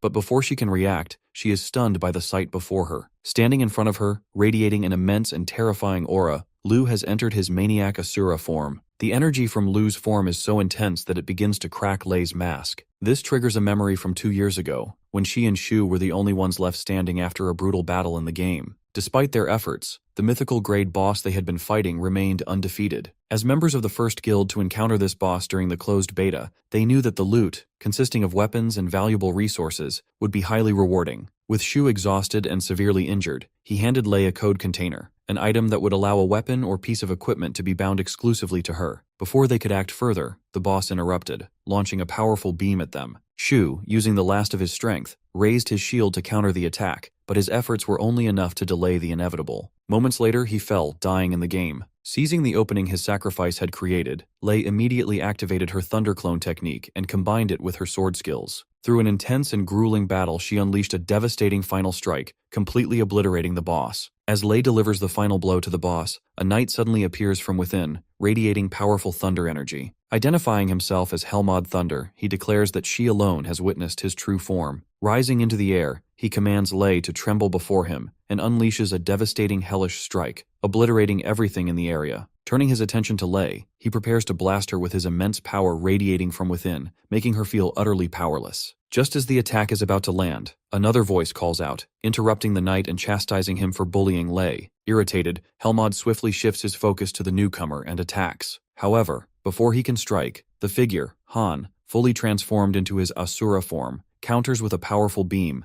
instantly obliterating nearly half of the knight's body. Recognizing the attack, the knight hesitates and questions whether he is truly Lady Wu. Han, dismissing the remark as nonsense, leaps down and, before the knight can retaliate, unleashes the full force of his Asura mode, blasting him apart. As the knight fades away, he drops the magical thunder sword, its blade buzzing with power. Lei quickly jumps forward and grabs it, while Han calmly tells her it's hers to keep and introduces himself. Lei is stunned by his kindness, amazed that Han lets her take the legendary sword so easily, even though she stole it. As Lei walks away, she promises to repay him for his generosity. Back in the present, everyone watches nervously, staring at the glowing red ball that Lu has just made, its energy lighting up the air. But when the ball disappears, the crowd gasps. Lu stands with his sword pressed against Lei's neck with her own weapon lying on the ground. Realizing he has the upper hand, Lu asks her for information about his missing brother with determination in his voice. Lei hears the question and suddenly sees the spirit of Han standing beside Lu. Her mind drifts back to the time she spent with Han after he defeated the Helmod Thunder. At first, Han helped her even though they were strangers, but Lei insisted on repaying him for the value of the Thunder Sword.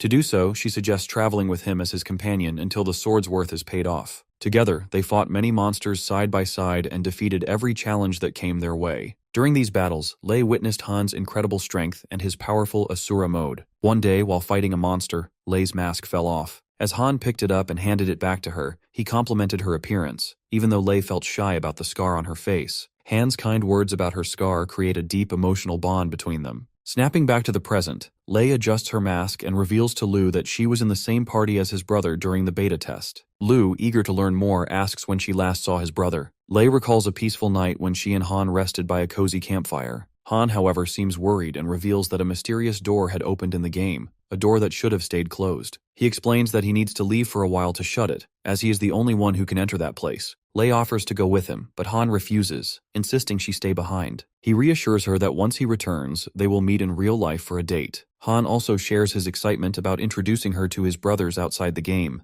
After that, Lei never heard from Han again. As Lei shares this story, Lu realizes that the door Han mentioned might be the infernal purgatory that Lady Wu was talking about. Lei adds that Han warned her about the door, saying that if it isn't closed, its effects will spread everywhere. While they discuss this, the host suddenly interrupts, excitedly announcing Lu as the winner of the competition. The crowd bursts into cheers and applause, celebrating his victory. The king then steps forward to address the audience, announcing a grand award ceremony and inviting Lu onto the stage. But as the king speaks, he begins bleeding from his nose and mouth. Struggling to continue, he warns that there is no time left and urges everyone to hurry with the ceremony. With that, Lu and his group are escorted to the king's palace by the king's assistant. The assistant apologizes at the gate, explaining that he doesn't have permission to enter, and hands them over to 2 stewards. The stewards lead Lu's group inside, guiding them through the grand palace. Along the way, they reveal that the members of the winning team are allowed to choose any treasure from the king's treasury, which is hidden deep beneath the palace. As they descend into the treasury, the group is amazed by how far down it goes. Faye, in particular, remarks that kings must love showing off, building such a massive palace with an enormous underground treasury. His eyes light up, however, when he sees piles of glittering gold and rare items waiting inside. Chili and Faye rush toward the treasures, eager to grab everything, but the stewards quickly explain that each person can take only one item. Mommy claims she doesn't want anything and offers her share to Lu, but Lu knows she is short on items and insists she take something for herself, recognizing her need. Afterward, Lu is guided to the deepest part of the palace, where he meets the king. 2 seats await them, and the king orders Lu to sit. Lu hesitates, startled by the king's frail and weakened appearance. The king gets straight to the point, asking if Lu wants to know why he was so desperate to meet him. Lu, however, brushes the question aside, instead demanding to know why the king didn't send all his warriors to rescue his daughter instead of organizing the competition. The king, impressed, remarks that Lu is wiser than he expected. Suddenly, metal clamps spring out of the chair, trapping Lu in place. Unable to move, Lu listens as the king reveals the shocking truth. Everything has been a lie, and the real purpose of the competition was to find the perfect vessel for him. With that, the king removes his robes, revealing a frail and weakened body underneath. Suddenly, his body begins to swell and grow stronger as he declares his plan to use Lu to regain his youth and become young again. Seeing Lu struggle against the restraints, the king mocks him, revealing that escape is impossible because the locks on the chair are unbreakable. With a menacing grin, the king approaches Lu, and a glowing mark on his chest begins to pulse, slowly draining the life force from Lu's body. Meanwhile, Lu's group remains unaware. Busy exploring the treasury, Faye literally found the Infinity Gauntlet. Mommy, however, remains calm and notices the stewards locking the treasury door. When she questions them, the stewards begin channeling energy into their bodies, revealing their true intentions, to trap the group and send them to their doom. Using their powers and the magical equipment in the treasury, the stewards transform into 2 towering guard knights. The group stands in shock, but Mommy urges them to focus and fight for now. As they charge at one of the knights, it unleashes a powerful wing explosion spell, sending everyone crashing to the ground. The knights mock them, sneering that the group is far too weak to stand against them. Despite being injured, Mommy realizes the knights are incredibly strong and begins to worry about what kind of danger Lu might be facing. Meanwhile, our boy is getting sucked, the life force. The king, eager to justify his actions, claims that unlike other kings who seek immortality out of greed or fear of death, he does it for the will of the people and the heavens. He believes the world is a chaotic place, overrun by monsters that destroy human lives, leaving even rivers unsafe. Eventually, people turn on each other, and the heavens, unable to bear the suffering any longer, choose the king as their savior. The king reveals that he was once a slave under a cruel master. One day, enraged by the master's brutality, he kills him with a large rock, earning the gratitude of the other slaves he frees. Together, they fight the master's army, emerging victorious after a brutal battle. With this victory, the king forms a knight squad, defeats demons, restores the land, and gradually builds a prosperous kingdom. He also marries to continue his bloodline, but just as he reaches the height of his power, a mysterious illness strikes. The doctors warn him that his time is running out, and death is near. The king, viewing himself as a beacon of hope for his people, refuses to accept death. Desperate, he pleaded with the gods, questioning why they abandoned him after all his good deeds. Willing to pay any price, the heavens finally answer, granting him immense demonic power to drain the life force from healthy individuals. In a twisted demonic ritual, the king first uses this power on his own wife, then targets his very own daughter, claiming it is all to restore light to the kingdom. Returning to the present, as he drains the life force from Lu, he declares that Lu is the final step in his plan. Suddenly, Lu's body explodes into a burst of blood, but a voice calls out from above. The king looks up, shocked to realize the Lu he attacked was merely a clone. The real Lu confronts him, condemning the king's inhumane actions. Enraged, the king summons his stewards for reinforcement. The 2 stewards leap to his aid, and Lu, horrified, realizes his teammates might be in mortal danger. The stewards, laughing cruelly, confirm that his friends are already dead. This revelation pushes Lu into a state of pure fury. He charges at them, fueled by rage, while the king sacrifices both stewards, summoning a powerful sword and staff, channeling his energy into these deadly weapons. Meanwhile, the rest of Lu's group is ejected from the game as their mission abruptly ends. Chili fumes over their missed chance to grab more items, while Mommy wonders if it might be part of a hidden mission. With 30 minutes until they can revive, the group heads out for coffee to pass the time. At Lu's house, Fei also waits for the revival timer to run out, disappointed that he couldn't help his brother. Once the timer ends, Fei logs back into the game. In the intense battle between Lu and the king, Lu charges forward while his eyes blazing with the intent to kill. Though the king blocks his attack, Lu cleverly uses a backstab move, striking the king from behind. The slash leaves only a momentary scratch on the king, who quickly recovers and launches a powerful spell in retaliation. However, the spell deliberately misses Lu, as the king avoids damaging his intended vessel. The king taunts Lu, demanding his surrender and calling him weak, boasting that Lu has only fought minor monsters and players, while he, the king, has conquered entire armies of earth and sea creatures. Lu realizes he is outmatched, nowhere near the king's level of power, but refuses to give up. Using a stealth spell, he slips into the shadows, gaining some height to plan his next move. From his elevated position, Lu drinks a regenerative potion, realizing he needs to adopt a guerrilla-style approach to fight the king. The king, however, quickly figures out Lu's strategy. Proclaiming himself a tiger, the king casts a gravity control spell, generating a powerful force that drags Lu toward the ground. Lu barely manages to land on his feet, but he swiftly summons shadow clones and launches a relentless series of attacks on the king. The king blocks every strike with ease, and when he counterattacks, he leaves an opening for Lu to exploit. Despite Lu's efforts, the king catches Lu's sword with his bare hands, while the spirits of the stewards control the weapons. The king then casts another gravity control spell, pulling Lu deeper into a swirling pool of water. Realizing the situation is growing dire, Lu decides to play his trump card. As the king focuses on his weapons, a blinding beam of light slashes across his cheek, followed by Lu emerging from the water in his powerful aqua form. Lu activated the Phantom God's earring, which transforms himself into different races to gain unique advantages. Currently, he takes on the form of a fishman, boosting his abilities in water. The king's enchanted weapons, furious at Lu's transformation, attempt to strike him, but Lu swiftly dives into the water. With a rapid motion, he emerges from the side of the king, aiming for a surprise attack from behind. However, the king's sword senses him and sends him flying through the air. As Lu descends, he transforms again, this time into a pigman,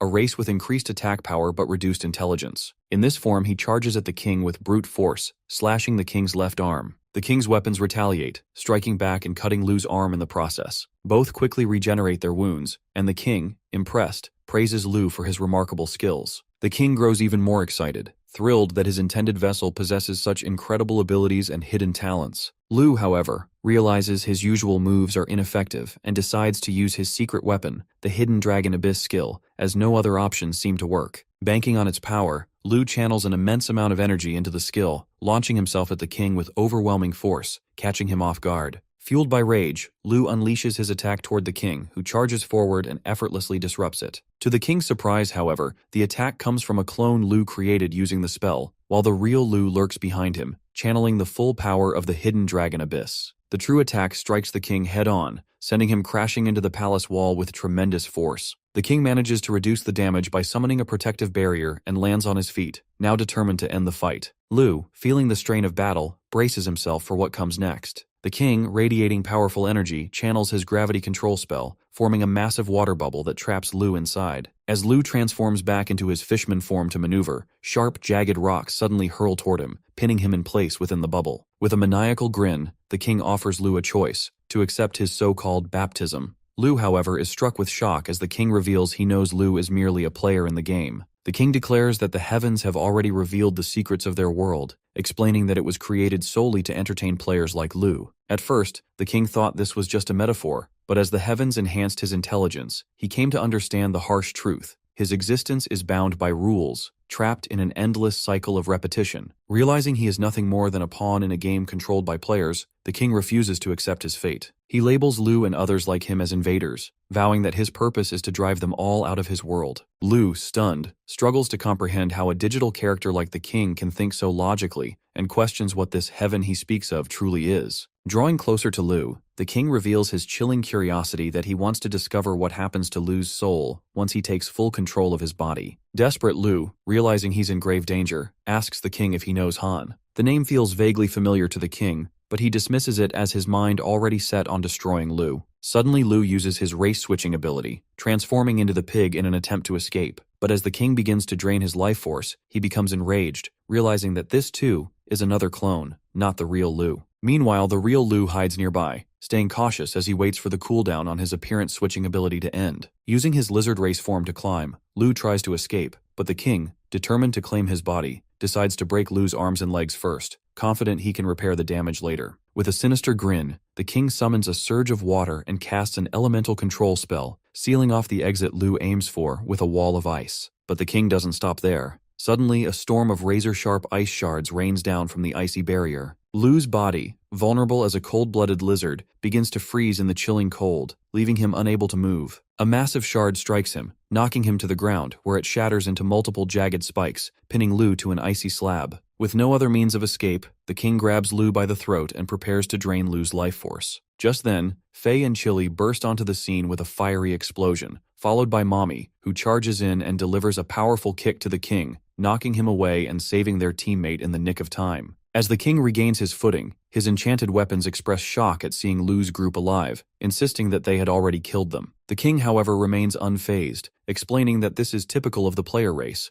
They revive after death. He reveals his true plan. By completely eliminating a player using his body-snatching technique, he can take control of their bodies and use them all as his vessels. Hearing this, Lu urgently warns his teammates to beware of the glowing mark on the king's chest, which serves as his life-draining weapon. As the group rushes to help Lu, the king commands his weapons to eliminate them. The staff charges toward Faye and Chili, who respond by hurling fireballs at her. She effortlessly blocks their attacks, conjuring a gravity barrier to shield herself. Unable to break through, Faye and Chili combine their powers, unleashing a dual tornado dance, a massive fiery blast that shatters the barrier and scorches the steward in the process. The intense heat also melts all the surrounding ice. Meanwhile, on the other side, Mommy battles the sword, unleashing her ultimate move, a barrage of fists, relentlessly pummeling him. She overpowers the smaller opponent, and as he attempts to retaliate, she sends him flying with her big melon's power. The king, however, catches the falling sword in midair and, fueled by rage, unleashes a devastating sword wind explosion. As the massive attack hurtles toward Lu's group, they brace themselves for the impact. Just in the nick of time, the Daybreak Guild arrives to assist, and their leader, Shu, uses his shield parry skill to deflect the king's attack, sending it roaring back toward the king and wounding him severely. Lu, surprised to see the guild, learns from Faye that they were the ones who called for backup.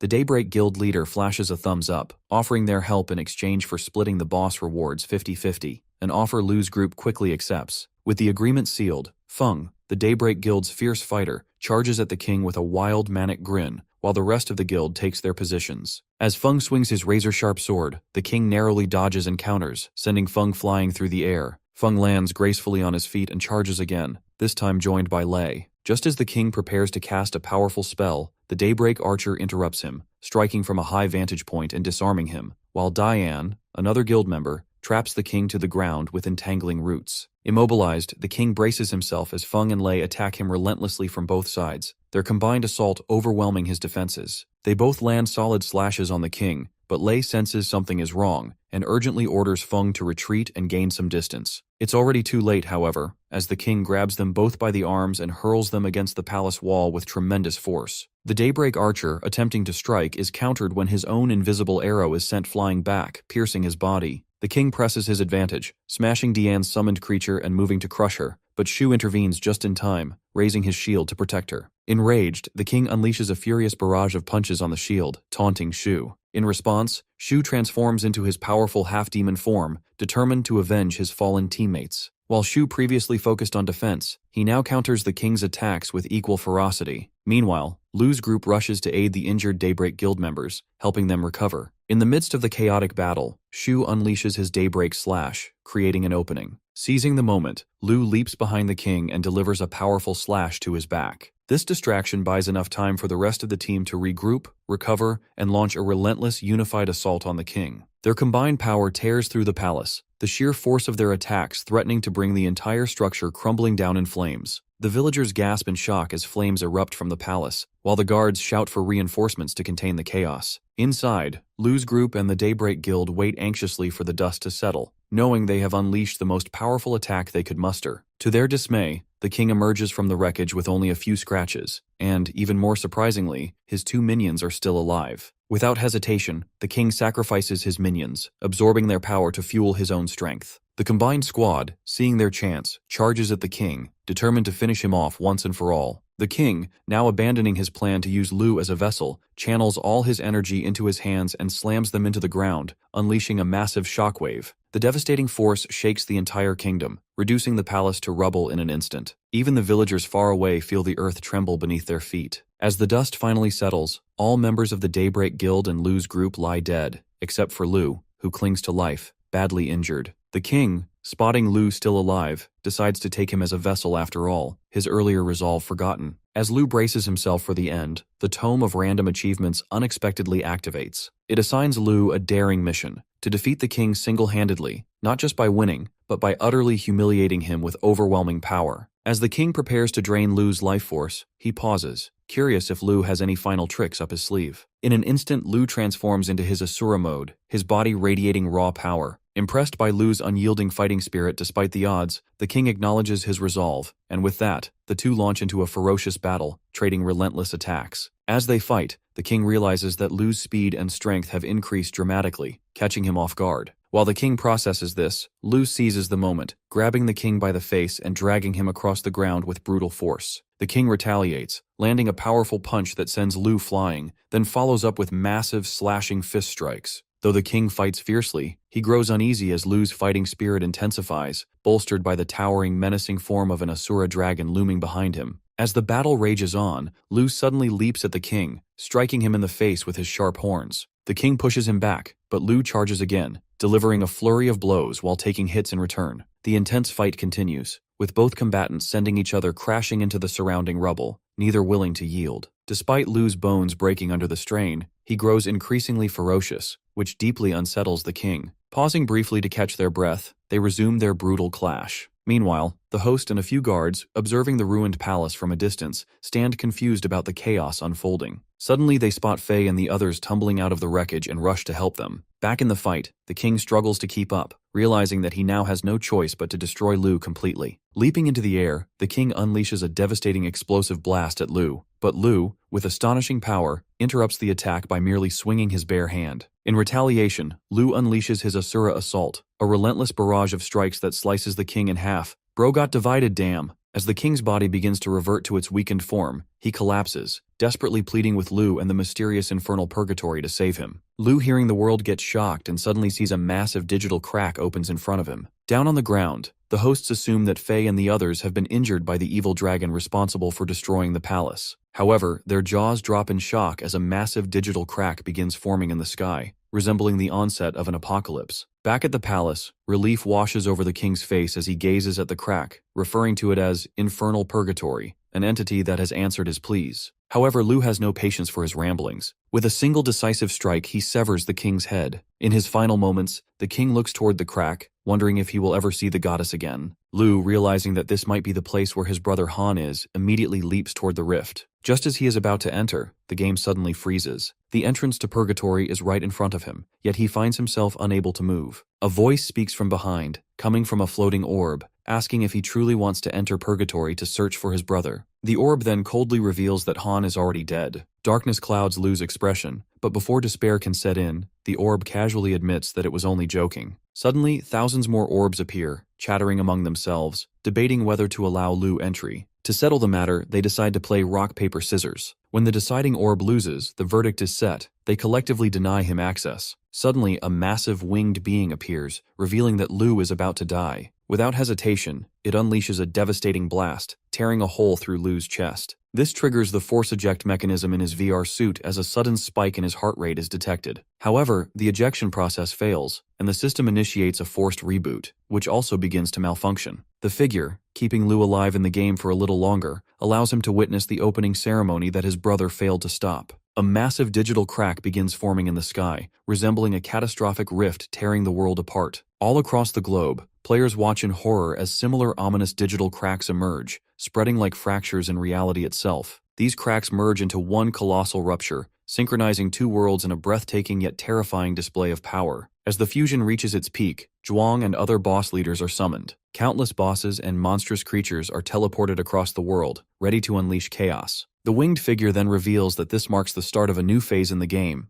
Huanyue version 2.0, Infernal Purgatory. With that, Lu's form begins to slowly dissipate. As the evil forces advance, the players attempt to stop them, but are effortlessly defeated as the enemies unleash their devastating spike spell. In a desperate attempt to flee, they find their path blocked by Bloodclaw, who mercilessly slaughters them with his powerful claw attacks. Witnessing this massacre, the remaining players and drop teams rally together to launch a counterattack. However, with a single devastating strike, Zhuang sends them all flying like a scattering of feather-light leaves. Satisfied with his overwhelming power, Zhuang commands his forces to collect the souls of the fallen and return to the Blood Moon, where they will receive their rewards. This announcement fuels the monsters' bloodlust, driving them to attack with even greater ferocity. Meanwhile, in the real world, a young player lies in bed, fully immersed in the VR game. His mother enters the room, frustrated by his obsessive gaming, and scolds him for neglecting everything else. Growing angrier at his lack of response, she forcefully removes his VR helmet, only to fall back in horror. Her child lies motionless, as if his very soul has been sucked away. Similar incidents begin occurring worldwide, with countless players falling victim to the game's sinister trap.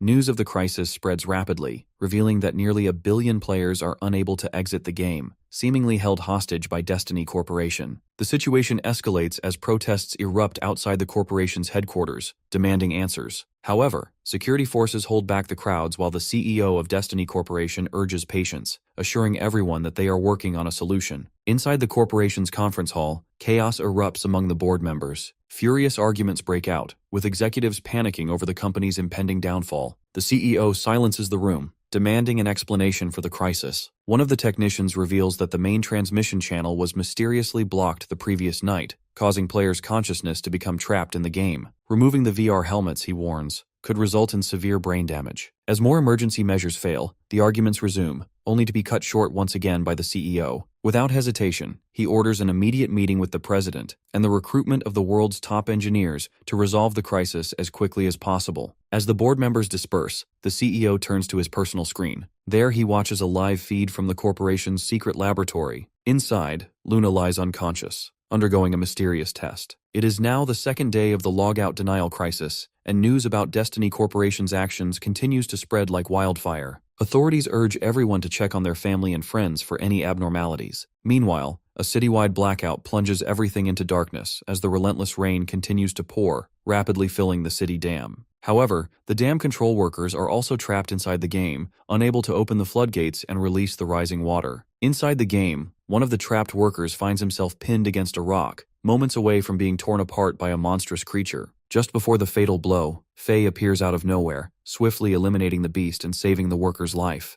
Desperate for answers, Faye asks about Lu's whereabouts, but the worker has seen no sign of his brother. Concerned, Faye leaps into the air, hoping to find Lu elsewhere. Meanwhile, Lu drifts helplessly within the game's broken code, his consciousness fading as he feels himself sinking deeper, on the verge of death. At the last moment, the random achievement reward activates, granting him the lucky coin of revival. The coin triggers his resurrection, restoring him in a half-human, half-skeleton form at the same graveyard where he first emerged. The dark mage who initially revived him stands before him once again, demanding that Lu kneel. However, Lu rises to his feet, unleashing a surge of power so overwhelming that the mage recoils in terror, quickly apologizing for his arrogance. Within the digital void, the winged figure monitoring the game's code suddenly detects Lu's re-entry and is shocked by his return. Having personally struck him down, the figure cannot comprehend how he has come back. Seeking answers, it consults the floating spheres, which reveal that Lu's code origin traces back to Blood Moon City. With this revelation, the figure leaves the matter to the city's ruler. In the Blood Moon Lord's secret realm, a direct order is issued: eliminate the intruder who has just appeared in Blood City. In response, the Lord dispatches his most powerful blood slave to deal with the threat. Back in the graveyard, Lu's unease grows as he realizes that the monsters and players' worlds have now fully merged. Death is no longer temporary. When a player perishes, their soul is lost forever. The mastermind behind this chaos is the winged figure, yet Lu remains unaware of her true identity. However, one thing is certain: his brother is trapped within her domain.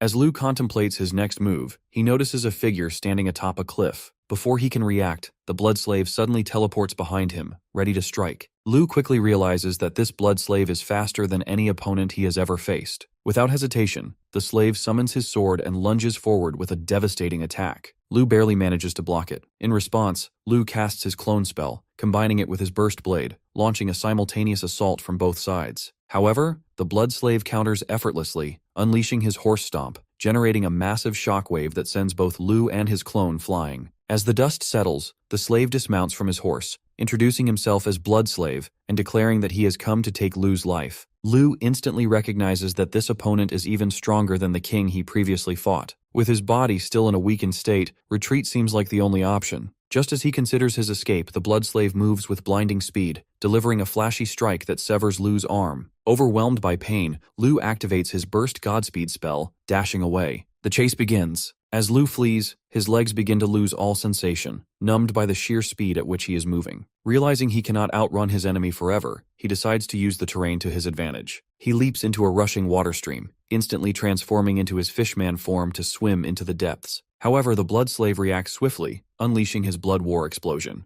The attack evaporates all the water in an instant, sending rain cascading from the sky. As the stream drains away, the Blood Slave walks through the riverbed, eventually finding Lu injured on a rock. Lu, barely conscious, feels an overwhelming sense of disappointment in himself. He wonders if this is truly his fate, to die so easily. Just as his vision begins to fade, a blinding beam descends from the sky, piercing straight through the Blood Slave. In an instant, his body starts disintegrating into nothingness. As a digital crack appears in the air, Lady Wu emerges from within, stepping forward to aid Lu. As the Blood Slave dissipates, the Moon Lord teleports in with his two minions, his voice booming as he demands an explanation for Lady Wu's interference. Lady Wu feigns ignorance, but Lu feels the immense pressure of the Moon Lord's presence, the air growing heavy and oppressive. When the Moon Lord repeats his question, his rage intensifies, and the air pressure and aura become so overwhelming that creatures on land, underground, and in the nearby waters flee in terror. The Moon Lord outlines their respective roles, asserting his authority and insisting that Lady Wu should obey him. Lady Wu, however, counters that, as the one in charge of fund allocation, she must reduce the Blood Moon funds due to shortages and rising taxes. Undeterred, the Moon Lord presses his dominance, claiming superiority in raw power, but Lady Wu stands firm, continuing to slash their budget. Revealing all the details of her decision, Lady Wu lifts Lu into the air, announcing her intent to take him with her. The Moon Lord intervenes, declaring that Master Yue has ordered Lu's death. Hearing this, Lady Wu agrees, but instead of handing Lu over to the Moon Lord, she takes matters into her own hands. With a swift, explosive blast, she severs Lu's head, claiming it as a trophy for decoration, and strides confidently into her portal. The Moon Lord's minions, witnessing her obedience to Master Yue, chatter in amazement, but their words only fuel the Moon Lord's fury. Enraged that Lady Wu followed Master Yue's orders instead of his, he grabs his minions, mangles them in his hands, and crushes them like crumpled paper. Seething with anger, he vows that one day he will make Lady Wu his obedient servant, forcing her to bow to his will. Meanwhile, in a secret blood pound within Blood Moon City, Lu begins regenerating from a bloodbath, his skeletal form slowly rebuilding.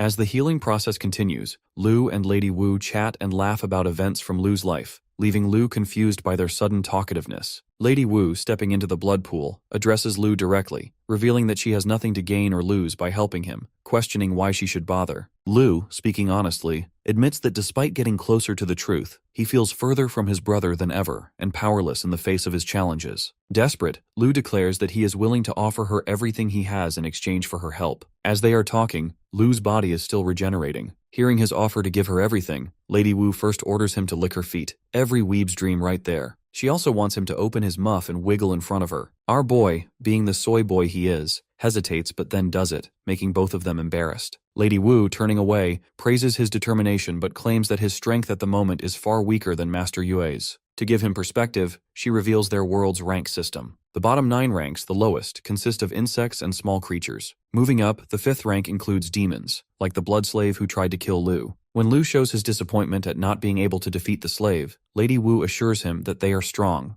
Only 1 in 10,000 reaches that level. She continues, explaining that the 4th rank, ferocious, consists of large monsters, while the 3rd rank is the Hall of Masters, which includes herself and Zhuang. The 2nd rank belongs to city lords like Moon Lord, and according to her, the ultimate 1st rank is reserved for Master Yue. No one knows what she looks like, as she is the goddess of the entire monster world and controls everything. As Lady Wu reveals all this, she notices the desire in Lu's expression, and suggests that he let go. However, Lu knows he has no choice. He must bring back his big brother. He begins to lose himself, unable to see a way forward, even dragging his brother into his self-doubt and calling himself useless. Out of nowhere, Lady Wu pulls him onto her lap to comfort him, assuring him that he doesn't need to blame himself. She reveals that all his goals have always been for the sake of others, never for himself. She then asks if he has ever felt happiness while fighting or any joy in achieving victory. Hearing the word happiness stuns Lu. In the beginning, he saw battle as nothing more than a means to find his brother, but as his strength grew, the fights began to feel dull. Yet, as the story progressed, he started craving the rage he felt in battle. Still, none of the fights ever brought him true joy, until he formed a team and faced real competition against the Daybreak Guild. For the first time, Lu felt joy, not just the need to win but the thrill of battle itself. He wanted to slash through his enemies with everything he had. As he lets his emotions flow, his body begins to change, transforming into a white tiger. Lady Wu watches in shock,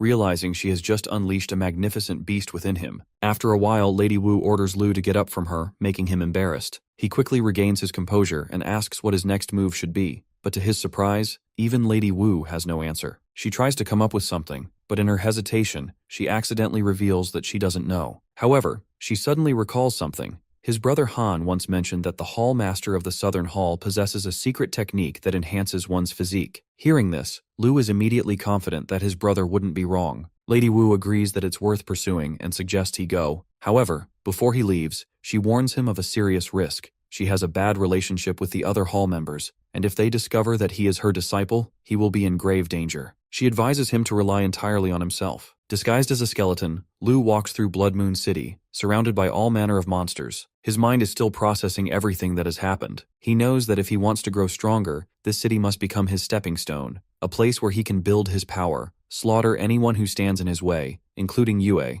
and ultimately find his brother. His first destination is the Southern Hao Te Tower, a place where the Master of the Southern Hall frequently visits to enjoy fine cuisine. As Lu approaches the entrance, the guards block his path and demand his reason for entering. Without hesitation, he boldly declares that he is there to eat. The guards burst into laughter, mocking him for even daring to think he is worthy. One of them, still grinning, lets out a roar and sends Lu flying with a single strike, claiming he doesn't meet the qualifications. Remembering Lady Wu's words about relying on himself, Lu picks himself up and walks back to the guards. Just as they prepare to beat him again, he quickly lies, claiming to be a chef sent to cook for the hall master. The guards, now serious, immediately apologize and let him in without question. Inside, a monstrous assistant greets Lu and begins guiding him through the hall. As he follows her, he overhears diners praising the exquisite food. The assistant leads him down to the basement, where 4 chefs are already hard at work preparing their dishes. Lu is instructed to wait for his turn. The chefs pour their blood, sweat, and skill into their meals, each one determined to impress. As the final moments tick away, the host announces that time is up, and the staff rushes in to collect the dishes. The tension in the air is immense as the chefs watch their creations being taken to the hallmaster for judgment.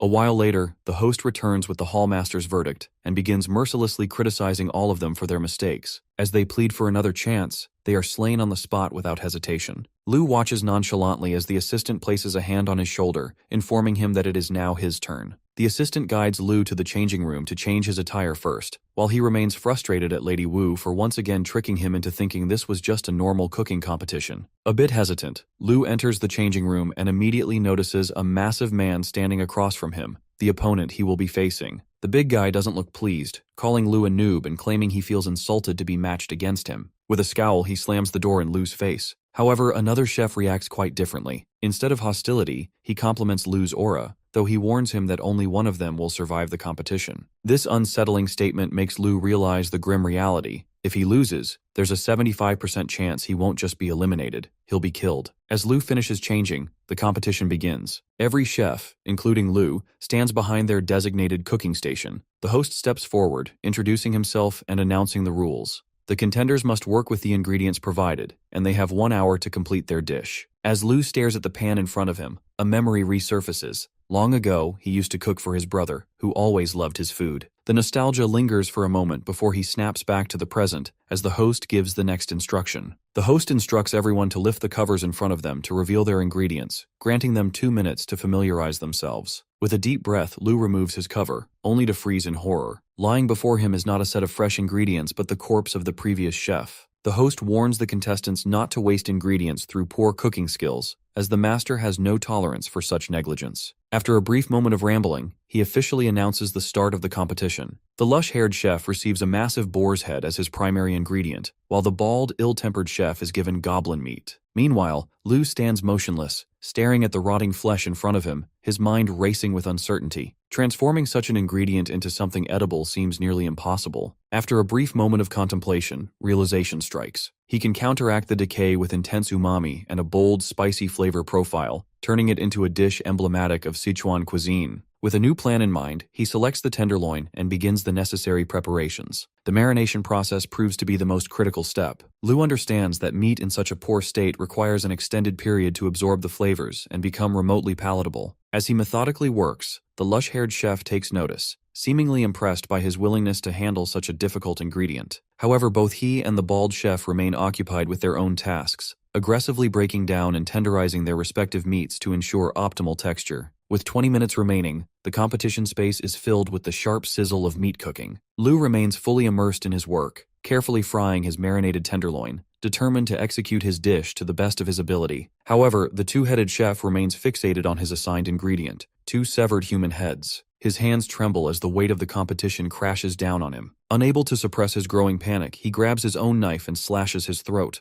Blood spills from the wound in a violent spray, splattering across his workstation, coating Lu's marinated meat in blood. As the chef takes his own life, his blood sprays across the workstation, contaminating the ingredients of the other competitors. Lu immediately informs the judge that his meat has been ruined, but the host dismisses his concerns, stating that the hall master has ordered him to continue with the competition. Despite Lu's protests, the host assures him that there are still 15 minutes left, encouraging him to push forward. However, as Lu inspects his meat, now drenched in blood, he grows increasingly worried. The overpowering smell has turned foul, carrying an unsettling fishy odor. Worse yet, with no time left to marinate the meat again, his chances of success seem bleak. Meanwhile, the lush-haired chef moves with elegance, skillfully transforming his pork into dumplings while performing a mesmerizing dance-like technique. The bald chef also works diligently, preparing meatballs from troll meat, which, surprisingly, look quite appetizing. Lu watches his competitors near completion, while he himself has nothing prepared, and with only 8 minutes remaining, his situation appears hopeless. However, despite his despair, he refuses to give up.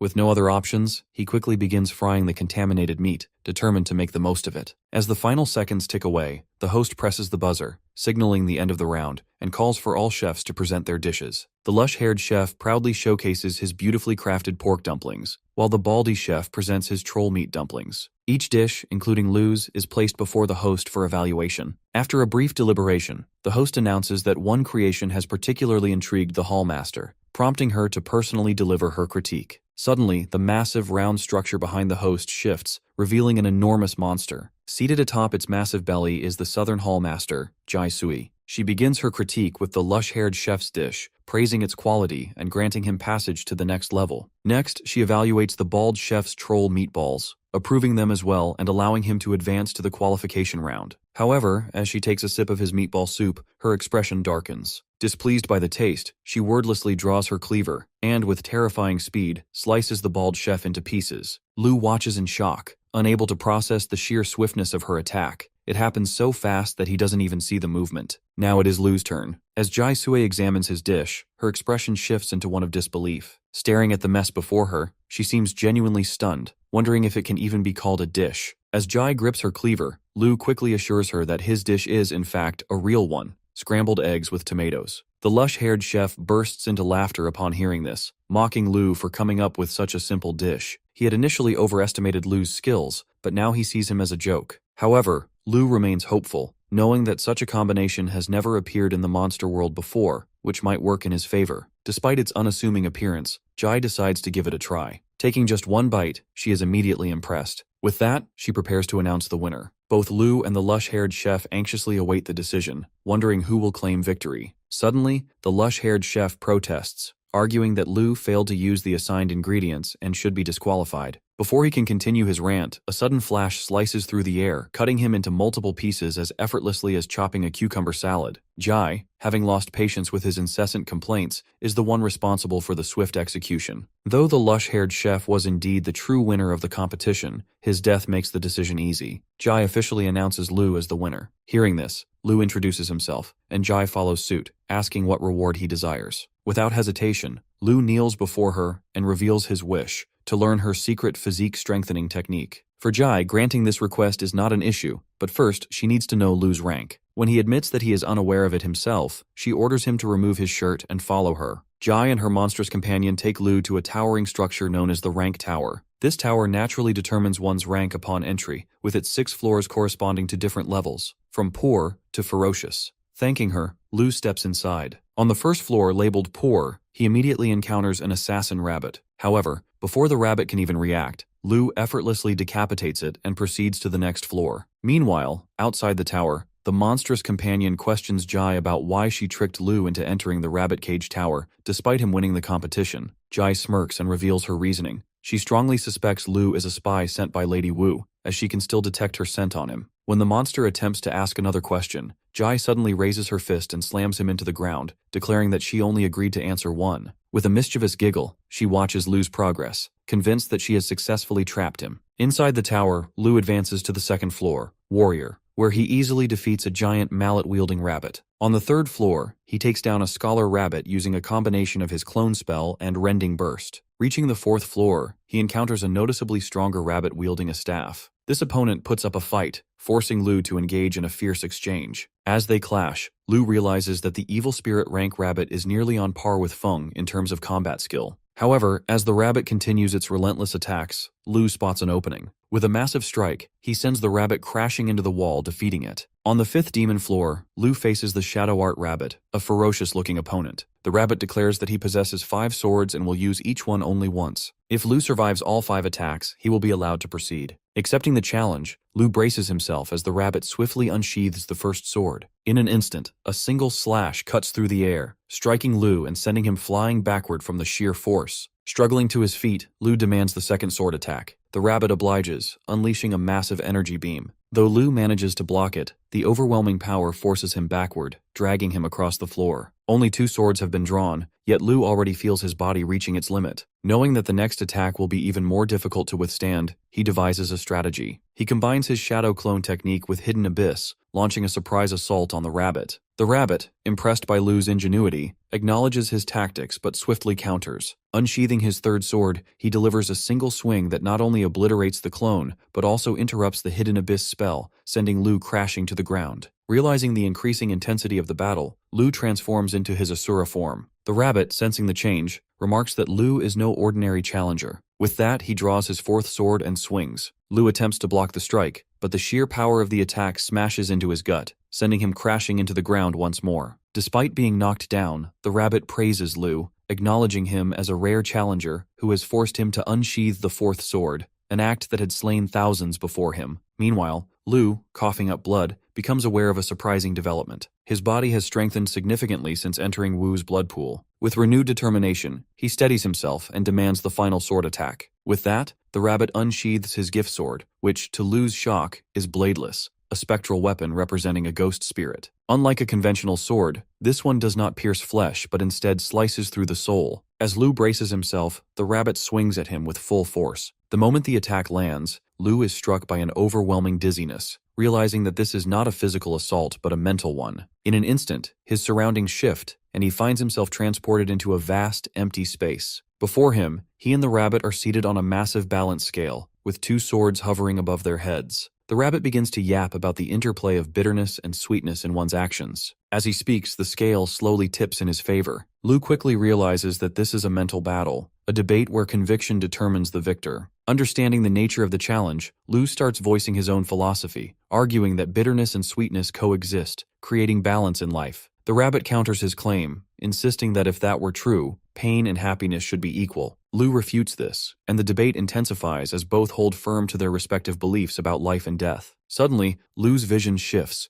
He sees a snow-covered winter landscape, which then shatters, revealing the floor beneath them. Standing in front of him, the rabbit admits his defeat, acknowledging that he has yet to fully comprehend the meaning of life and death. Lu, however, maintains that everyone has their own perspective, just as no 2 leaves are exactly alike. The rabbit, intrigued by this statement, praises Lu's wisdom and allows him to proceed to the next floor. But as Lu turns to leave, the rabbit, now wearing a sinister expression, ominously states that they will meet again soon. Now, on the 6th floor, ferocious, Lu immediately feels out of place, thinking that he is not yet strong enough to belong here. However, to his surprise, an old rabbit is seated before him, casually offering to play a game of 5 in a row. Lu, not trusting the situation, immediately activates his Asura mode and leaps toward the rabbit, slashing at him. But to his shock, it was merely an illusion. Before he can react, the old rabbit grabs his wrist as if assessing his strength. Lu, now frustrated, unleashes a flurry of attacks, but they all pass right through the rabbit as if he were a ghost. Watching calmly, the rabbit urges him to attack faster. Then, without warning, he picks up a single game piece and hurls it at Lu, instantly killing him. The next moment, Lu opens his eyes and is stunned to find himself back on the first floor. Confused, he begins to wonder if he has somehow completed the ranking test. However, the rabbit smirks and reveals the truth that this is not some prestigious ranking tower, but rather a rabbit cage tower, and Lu has been the victim of an elaborate prank set up by the tower master. Hearing this, Lu is left in complete shock. Meanwhile, in Dong Yue's main hall, Lady Wu sits in her office, surrounded by massive piles of receipts. Glancing at them, she briefly wonders about Lu but quickly dismisses the thought, realizing that she shouldn't dote on him too much. With that, she sighs and decides to take a nap instead. Back in the city, it is the 5th day of the crisis, and the blackout continues. More and more players are being transported to hospitals, with some even suffering from cardiac arrests. Due to the overwhelming number of critical cases, hospitals are reaching full capacity. Even after performing CPR, doctors are unable to revive many of the patients. With so many deaths, the hospital staff are growing hopeless, reduced to merely administering nutrients and fluids to keep the players alive, leaving the rest up to fate. Meanwhile, in Paxis, a neutral city where fighting and killing are strictly prohibited, chaos reigns. The once protected zone has become a slaughterhouse, overrun by monstrous creatures hunting down players. The monsters show no mercy, brutally killing anyone they find. A few players remain hidden, clinging to what little hope they have left, but they are trapped,